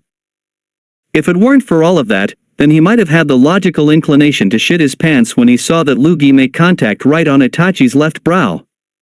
And it worked too, because from the look on Itachi's face, he damn sure never saw that as a viable option against him in the middle of a fight. Itachi froze in place, giving his diminutive adversary the opportunity to launch a vicious jumping snap kick to the side of his head, sending him flying back to his partner. The combination of seeing a 12-year-old kid spit into Itachi fucking Uchiha's face, and then seeing said kid dropkick Itachi Uchiha back 15 yards left Kisame's jaw quite slacked. Kisame pointed dumbly at Itachi as he watched him rise to his feet. Itachi. You've got a little something, right there. Kisame felt a shiver go down his spine as Itachi sent his Sharingan glare on his as he wiped his dripping brow. You got it. The adrenaline from Naruto's little improv session wore off as he got distance and waited for Itachi's response. Naruto attempted a little denial therapy. Maybe he isn't as pissed as I thought? He's a former Umbu, those guys get bodily fluids on them all the time. A little spit didn't even faze that guy. Itachi, turning a downright murderous look at him, spinning Sharingan enhanced of course, perished the thought that he was getting out of this alive without missing some important body parts. Being the highly trained professional he had been raised to be in his formative years, Naruto prayed to the skies above for even the slightest diversion. Anything that could tear Itachi's attention away from him for even a moment would be a gift from Kami herself. Itachi Uchiha. Naruto turned to find Sasuke standing shortly away, eyes affixed on his older brother. You've told me to live my life with hatred in order to get strong enough to kill you. Well, that day has come. If he wasn't such a highly trained warrior, and if he wasn't in the middle of a serious, high-tension situation, Naruto could have broken down and cried in sweet relief. Those two reasons, combined, were the only reasons he didn't. Naruto knew there was no I in team. But sorry Sasuke, someone had to take one for the team today. And on this day, Naruto was more than willing to spell team with an I. Naruto slumped against a tree and sat down as he saw Jiraiya talking to Mato Guy, with Sasuke over his shoulder. Itachi had really done a number on that kid and Naruto knew it was mostly his fault, but defended himself with the fact that Sasuke either didn't notice or didn't care that Itachi was in such a pissy mood. And what kind of genin tries to stay and fight Itachi Uchiha by choice? Itachi looked pissed off when he beat Sasuke too. Naruto called his bat on that. Naruto had gotten his ass saved by Sasuke's assistance and he knew it. It had given Jiraiya enough time to find him and drive the Nukenin duo off before they could refocus on him. Thank goodness the old sage could back up all of that posturing with skill. Gaki, come over here. Naruto stood and walked over to Jiraiya and Guy. While he was pissed off at Jiraiya, he had to admit, without his timely interference he would have gotten turned into hamburger. Guy gave Naruto a blinding smile as he got close. Yash Naruto-kun, you have certainly shown yourself to be quite flushed with the power of youth today. Holding off those two like you did. Naruto looked at Guy strangely. Thanks Guy-san. I was useless though. They could have killed me whenever they wanted, they needed me alive. Guy shook his head, smile still in place, and you are alive, are you not? And that means you have another day to get stronger. Another day to prepare yourself and make sure this doesn't happen again. Naruto smiled faintly, you're right. I need to worry about getting ready for the next time something like this happens. Naruto clenched his fists. There's no way that guys like that are going to get the drop on me ever again. Guy shifted Sasuke on his shoulders. Well, I do hope that you two are successful in your mission. We could use her expertise for more than just Sasuke-kun here. Kakashi got hit as well. Naruto looked at Guy. Kakashi made eye contact? Guy nodded and began reaching for something on his person. Jiraiya grabbed Naruto by his shoulder. We should go, kid. We'll lose the trail if we stay after all of this. Naruto grunted as Jiraiya pulled him away. Later Guy-san. Tell Rock Lee, and Tenten I said hi. Guy gave him a thumbs up and a smile in return before turning to blaze a trail back to Konoha. Naruto noticed Jiraiya was hurrying him away. Why are you pulling me so fast, Arrow-senin? Jiraiya looked down and back out at the road ahead. He was going to give you one of those god-awful jumpsuits, kid. There was no way I was letting you go back to such horrendous clothing after you just started looking decent. Naruto scoffed and slapped Jiraiya's hand off of his shoulder. Don't touch me. You aren't off of the hook yet. You and the old man screwed me over. I'm a joke in Konoha these days because of what you guys did. Itachi and Kisame treated me like a piece of crap back there, and while it helped keep me alive and out of their hands, it was insulting. Naruto grumbled as he stomped down the road. I've got at least 2 S-rank Nukenin after me and I'm a sitting duck if they decide to get serious on me. We seriously need to finish this mission so I can work on getting back up to snuff. Jiraiya shook his head as they traversed the roads. Naruto had calmed down over the course of the next few days. He was still incredibly testy due to still not finding any time to train himself properly. Jiraiya tried to placate him by saying he had proven himself to be far stronger than a genin should be. Naruto countered by blankly stating that he wasn't supposed to be a genin, he was Umbu level at 8. Jiraiya didn't like Naruto fretting over his skill level like this, but then he remembered what he met Naruto doing, infiltrating an unknown country. When he saw Naruto again at the hot springs years later, he was rather underwhelmed. After taking the Gogyo Fuin off of Naruto and watching him immediately stand on water, he wasn't surprised. He figured he subconsciously knew how to do it already. What had been done to him was a damn shame, and he had every right to be angry. Years of blood, sweat, and tears. Okay, not so much tears if he was trained by Danzo, but everything else, all of that was spent to give him his strength, and to have a considerable amount of it ripped away by the folly of a pair of old men? Jiraiya knew he would be in an uproar about it too if it were him. And he knew Naruto had all the reason to worry about it. He had just been attacked by 2 of the most infamous ninja actively listed in the bingo book, and only sheer folly on their part and raw luck and hard-nosed skill from his got him out of it. His teammate had been injured in the fracas as well. Jiraiya looked at the boy who was practicing running through hand signs quickly. Hey kid, don't worry about your teammate, he'll be fine. Naruto stopped working on his hand signs and looked at Jiraiya. Oh, that. Meh, it'll be good for him. A little beating every once in a while builds character. Naruto shrugged when Jiraiya stared in shock at his nonchalant attitude. What? It's how I was trained. Getting your ass kicked makes you really want to avoid getting your ass kicked again, so you do what you can to improve. It's good for him. Huh, well yeah, that does make sense. Jiraiya nodded in agreement to Naruto's logic. Alright then, let's go find Tsunade. Naruto almost stumbled. Tsunade? As in your old teammate, best damn medic ninja ever, gambles like shit, Tsunade? Jiraiya chuckled at his description of her. Yeah, that's the one kid. Though, I think you should refrain from using that last one in front of her unless you want to end up a smear on a wall. Jiraiya pulled out a picture of her and handed it to Naruto. Where to find her and bring her back to the village. Naruto put the picture in one of his pockets and kept up with making hand signs that looked like a blur. Jiraiya saw him resume his task. Hey kid, how about I give you that jutsu now? I guarantee you don't know it, and it could be useful to you. You can even train with it while walking like you are right now. Naruto thought for a moment. Sure, why not? It's not like I can go out of my way to handle any other kind of training while we're out here. Jiraiya grinned. Good choice, kid. I promise you won't regret it. We'll start when I can get the necessary supplies. Naruto and Jiraiya came upon a town where a festival was taking place. Jiraiya suggested he take this time to relax and they would pick up with the search soon while he would go and get some information on where she was. Naruto agreed and ditched Jiraiya before the latter could try and mooch off of his money. Naruto spent a few hours going through the town, cheating in air, partaking in some games and winning some prizes, getting a bite to eat. He had to admit, he may have lost a step or two in battle, but he was having more fun now than he would have been having in Na if he was still one of them. That was one thing he had inherited from his old self and learned to love since he broke the seal, the value of a good time. He eventually got worried about the white-haired pervert he had been taking company with and set out to find him. It didn't take long for him to hear his rather distinctive laugh booming from a nearby tavern. Naruto entered to find Jiraiya with alcoholic beverage in hand and pleasurable company on both sides, one of which was hanging off of him. Hey Naruto! Come over here and take a load off. Naruto shrugged and walked over, sitting down to the woman on Jiraiya's left, a brunette with hair going down her back. So Jiraiya-sama, who's the little cutie here with you? Naruto raised his eyebrow. Cutie? Yeah, right. I can't get a girl in Konoha to even so much as look at me with anything less than a sneer when I speak to them.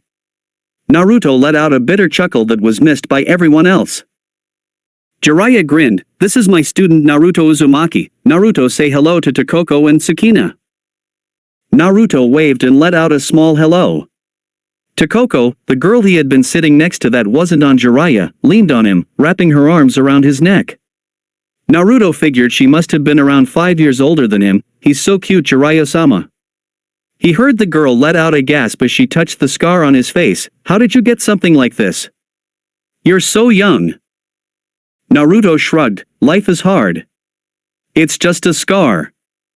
It's nothing important, just a reminder to duck next time. He was a good sport about it as he let her trace the mark over his eye. Naruto and Jiraiya stayed and talked with the women until a few hours after nightfall. Naruto had refrained from drinking the entire time, letting Jiraiya get his fill for now. He knew the man would pay for it in the morning. Naruto waited until Jiraiya was blackout drunk, which took way longer than Naruto figured it should have been. What the hell was his alcohol-to-blood ratio? Kami bid goodbye to the women they were with and proceeded to haul Jiraiya out of the bar towards an inn for the night. As he got a certain distance down the road, Jiraiya seemingly got a second wind and rose from Naruto's shoulders. Wow, you are strong, Gaki. That was quite a ways to haul deadweight like me. Naruto looked up at Jiraiya, who had seemingly shrugged off the effects of an entire day's worth of binge drinking. You should be laying face up choking on puke right now. How in the hell are you even standing straight? Jiraiya smirked at the boy as he continued looking for a place to stay. I'm no lightweight kid.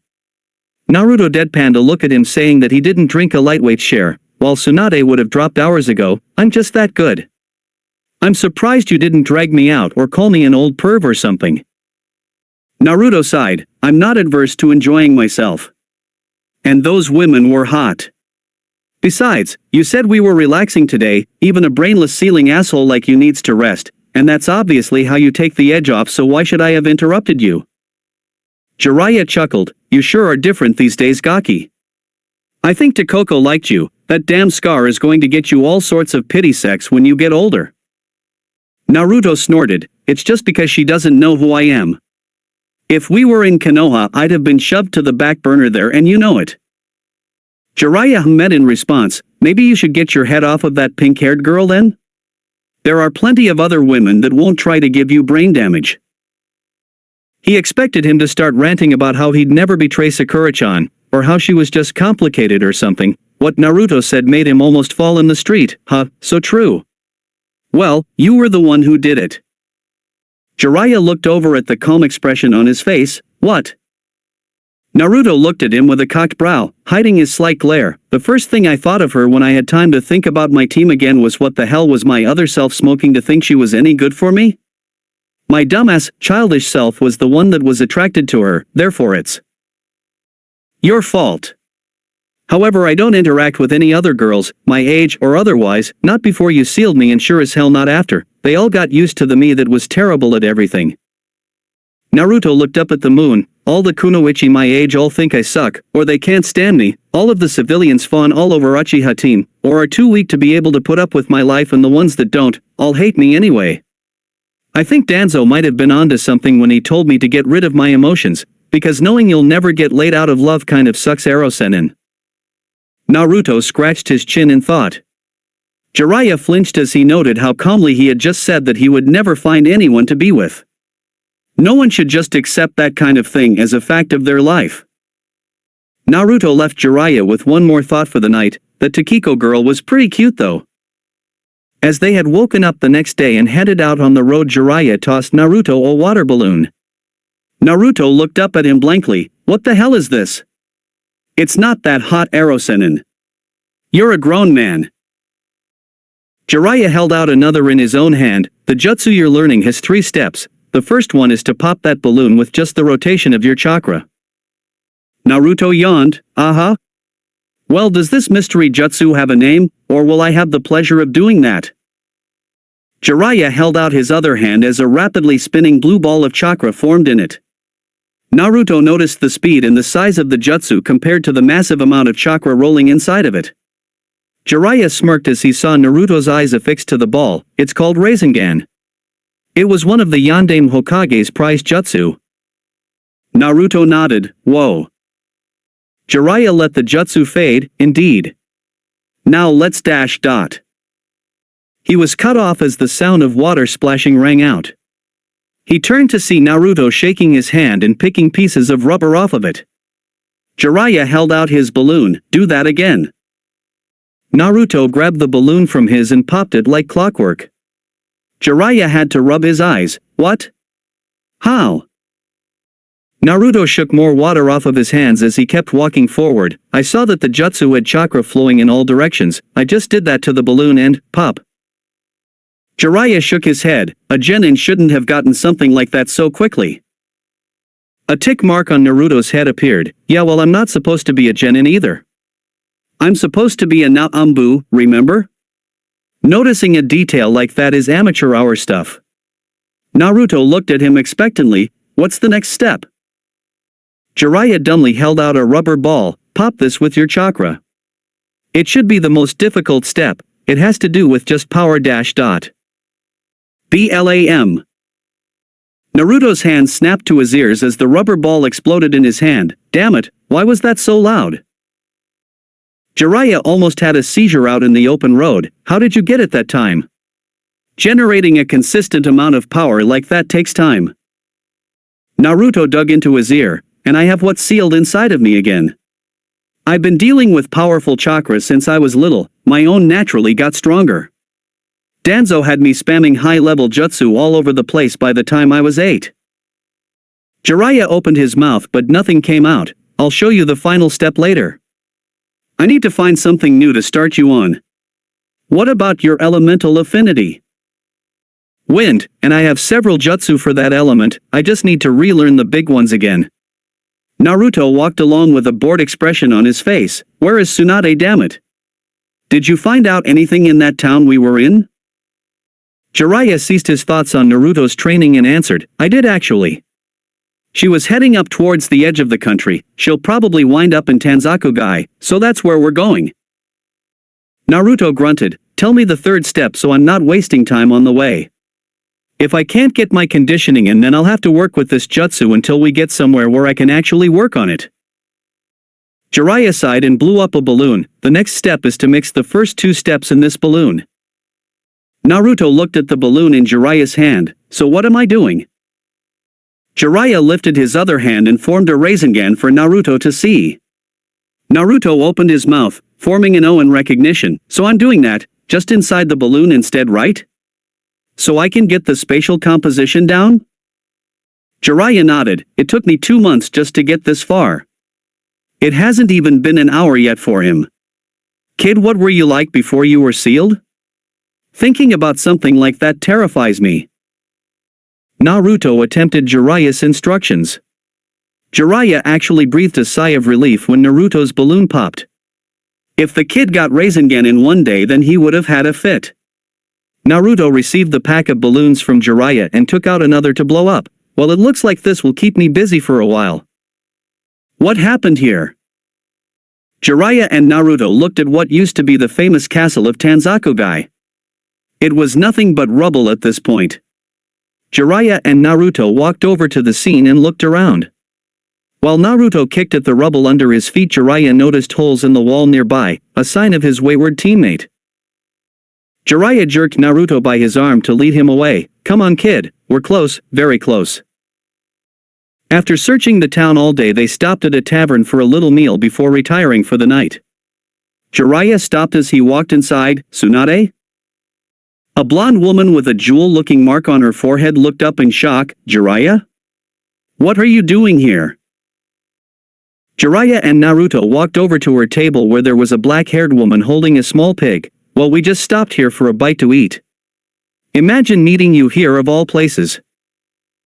Naruto took a seat alongside Jiraiya and looked out at the two women. Tsunade. So this is the last of the Sannin. Looks like I've met the full set. Lucky me. Tsunade's eyes drifted over to him. So who's the brat, Jiraiya? Naruto's eye twitched. Yep. Lucky, lucky, lucky. Jiraiya looked at Naruto, who was wearing an unreadable expression, minus the twitching. This is Naruto Uzumaki, my new apprentice. Naruto's eyebrows shot up. Apprentice? Since when? Jiraiya smirked at the boy. Since you signed the Toad contract before the invasion, kid. Congratulations. Naruto grumbled and placed his face on his hands. Great.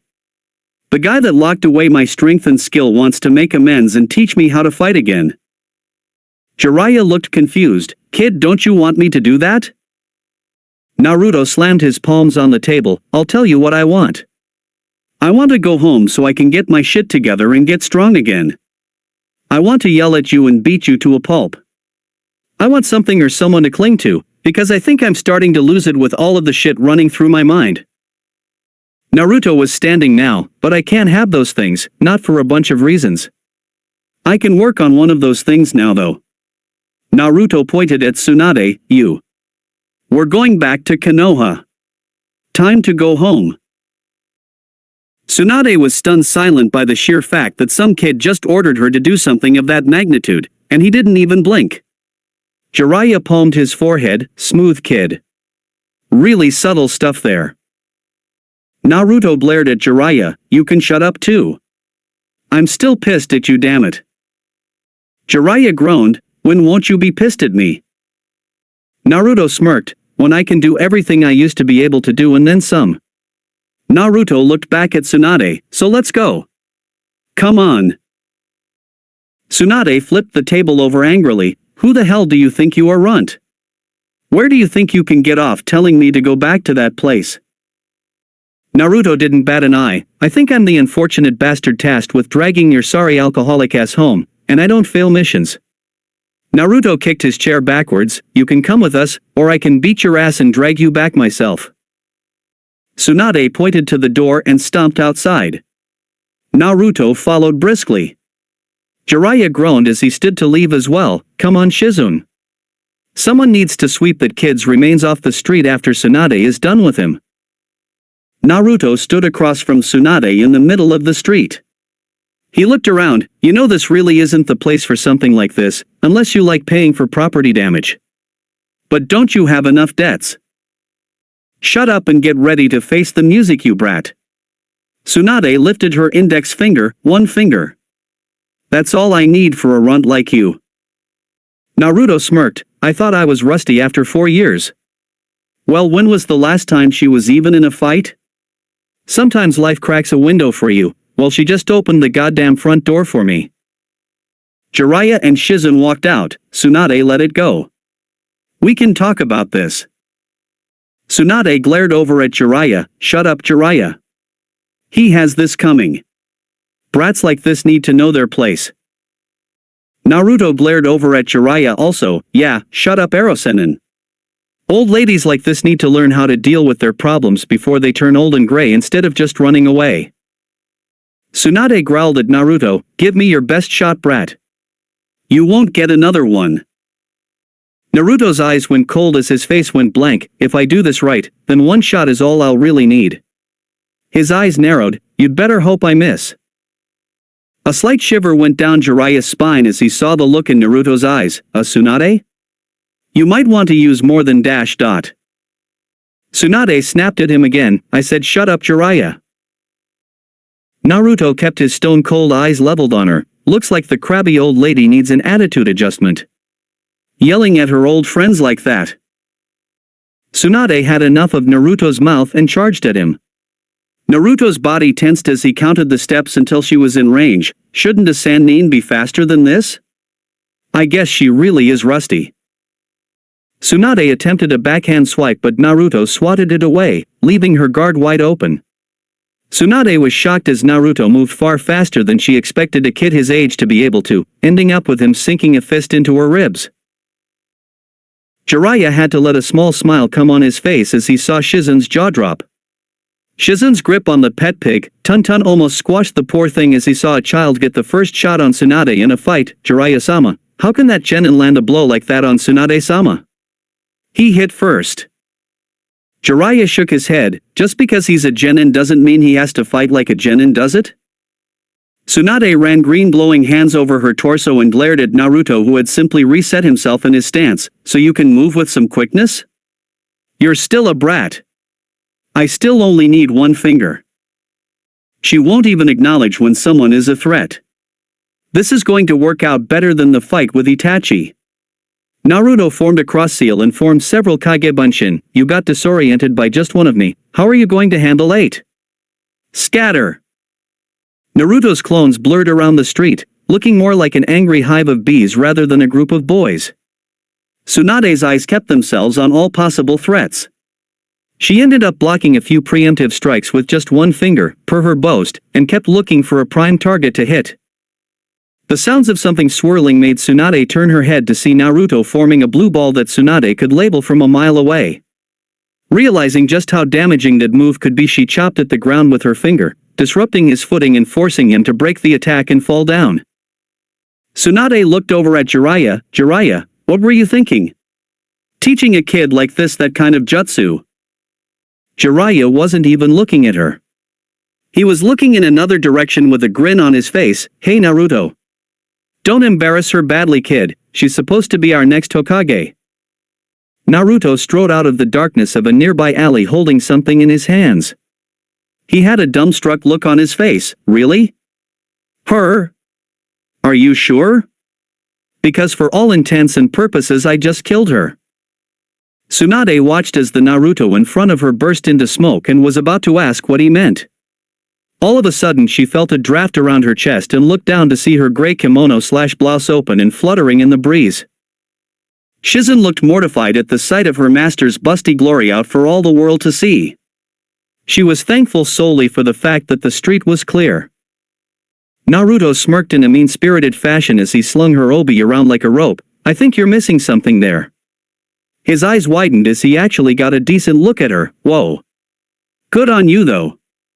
Bravo.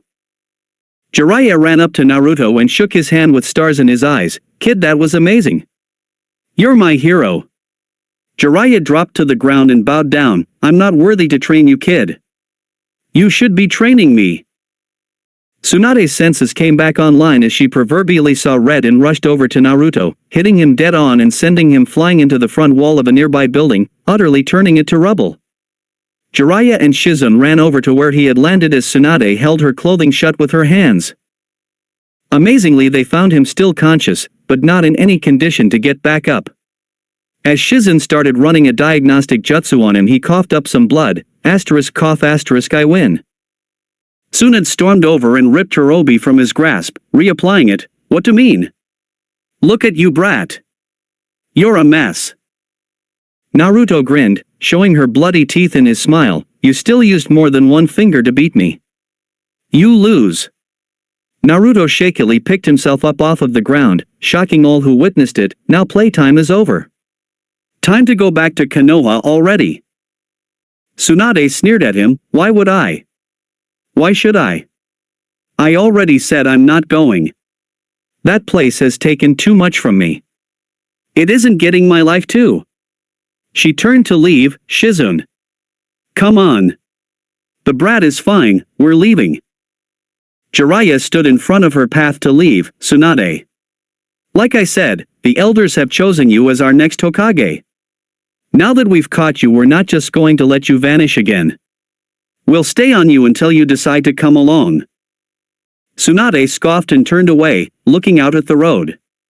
She saw the marking from the attempted Rasengan and looked back with a devious smirk. Alright, since you won't just leave, how about we have a little wager? She walked over to the injured Naruto. That move you tried to use on me back there. You know it was once used by the Yondaime Hokage. If you can master that move in 1 week, then I'll give you the necklace I'm wearing and I'll return with you to Konoha. If you fail, then you'll give me all of your money and give up the mission. Naruto looked at the necklace and back up at her. Deal. 1 week. I'll learn how to perform the Rasengan in 1 week or we'll go home without you. Tsunade had a victorious look on her face and turned to leave, Shizune in tow. Naruto got Jiraiya to help him walk down the street as they went to get their own hotel room. Are you going to be alright, Gaki? Naruto's teeth were gritted as he tried his hardest to stay upright with Jiraiya's assistance. Yeah. I just need to sleep it off for the time being. I'll be fine in the morning. I'm okay. Jiraiya rolled his eyes as they hobbled down the street. You know, I kind of wasn't kidding back there, kid. You're my hero today. That sight you gave me, absolutely glorious. I've wanted to see that again for over 15 years and I finally have. The best part, I didn't even get beaten up for it this time. Jiraiya finished with a lecherous grin on his face. Naruto's sweat dropped. That's great, arrow Sennin. Glad I could help, I guess. The next day Naruto was awakened from his deep slumber by a knock at his door. Lumbering over to the door, he opened it to find Shizune. Shizune-san? What is it? She came inside and looked him over, noting the fact that he was shirtless and had scars littering his body. Are you sure you're okay from last night? Tsunade-sama has liquidated men using less force than she used on you. Naruto sat on his bed and stretched. I'm fine, I've had worse. So what do you need? I need to go train for this bed already. Shizune rubbed her arm awkwardly. That's what I want to talk to you about. I don't want you to think of Tsunade-sama as a bad person, she's just bitter. Naruto nodded, because her brother and lover were killed during wartime. I know. Shizune's eyes widened in shock. How do you know that? Naruto shrugged. The guy that trained me made me learn all kinds of stuff about Konoha's famous ninja. Shizune looked at him strangely. The academy in Konoha sure goes over some classified things these days. Naruto chuckled darkly. No, they don't. I didn't learn that in the academy. I learned things of that nature elsewhere. Shizune recovered admirably. Well, if you know that, then you must know that that necklace is cursed. It will kill anyone who wears it other than Tsunade-sama. Naruto stood up and walked towards the door. Well, then I guess I'm next. Because I'm winning this little bet of ours, so tell her to get all of her affairs in order and get ready to go back to Konoha. I'll see you later, Shizune-san. Naruto left Shizune sitting in the room as he left the hotel entirely. Naruto made his way to the outskirts of the town where he found Jiraiya sitting against a tree waiting for him. He had a smirk on his face. "Kid, you must have the biggest set on you. You made a bet like that with Tsunade." Naruto smirked at him. "Well, I have a week to train my body back up to normal. It won't be even a drop in the bucket to what I need, but free time is free time." Jiraiya looked at him strangely. "Kid, you need to work on the Rasengan and win this bet. You can wait to do everything else right now. Finish the jutsu and then do everything else." Naruto looked at him mischievously. "Oh, you mean this Rasengan?" Naruto formed the perfect blue ball in his hand and pushed it against the tree Jiraiya was sitting against, forcing it to explode in a shower of bark and wood chips. Jiraiya looked at him stunned. "You finished it?" Naruto grinned widely. "Deception is just another tool of the game. When I fought her last night, I used it as a distraction. I just needed to get her attention so my clone didn't really focus on the attack. I can do the Rasengan, but showing her that I could last night would have done no good. She would have just made another impossible bet that I would have had to actually work at." Jiraiya was still confused. "Well, why didn't you just show her last night?" Naruto gave him a dry look. "Arosen and I was seeing sextuple last night. She gave me a concussion. I still feel my head pounding even today. There was no way I could focus to show her the finished product last night after the bet was made." Naruto stretched out as he prepared to work. "I'll just milk this for the week of training I can get in and show her on the last day. I don't have to tell you to watch her, you know she's a flight risk." Jiraiya looked at Naruto seriously. "Yeah. There's a good chance Orochimaru is here as well." Naruto stopped stretching to look up at Jiraiya. "Really? Well then that's all the more reason for me to get to work now, isn't it?" Jiraiya turned to head back to town with a grin on his face. "Damn, Brat is going to be stronger than all of us one of these days."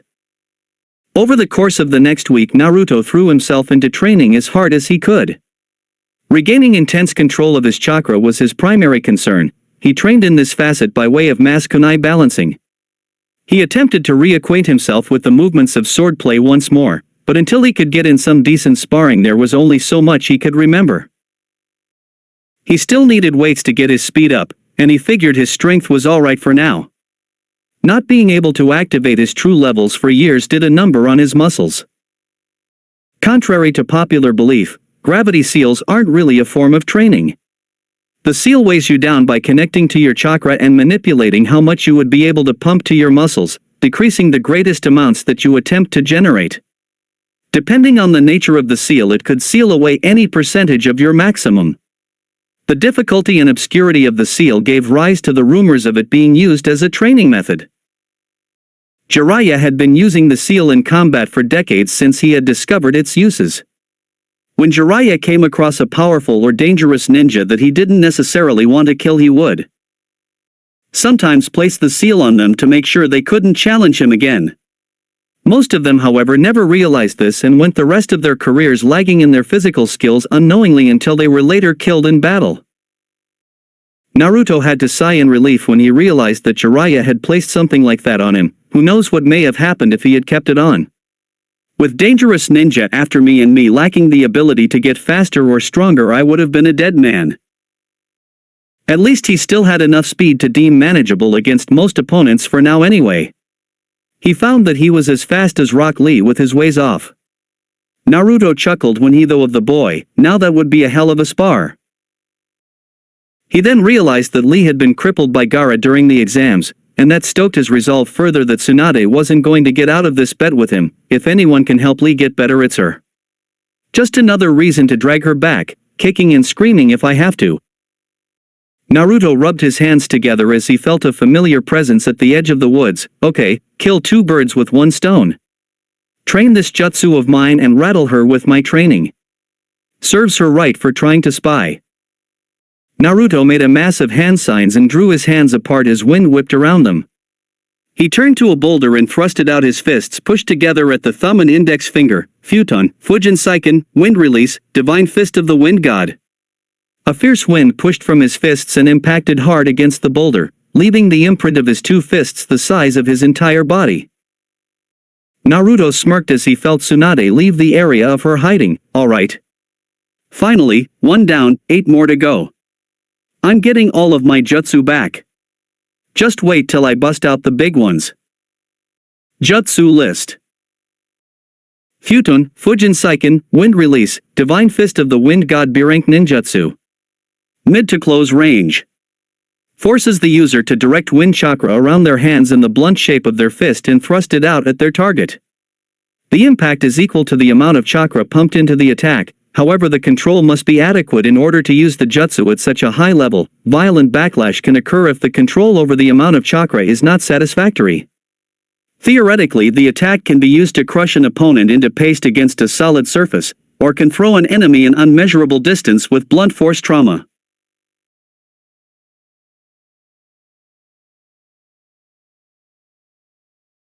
That's it for today. Remember to show your support to the creator of this story if you enjoyed it. If you would like more parts of the story to be uploaded, leave a comment and subscribe to get notified when the story continues. Bye-bye for now, and I hope that you all have a wonderful rest of your day.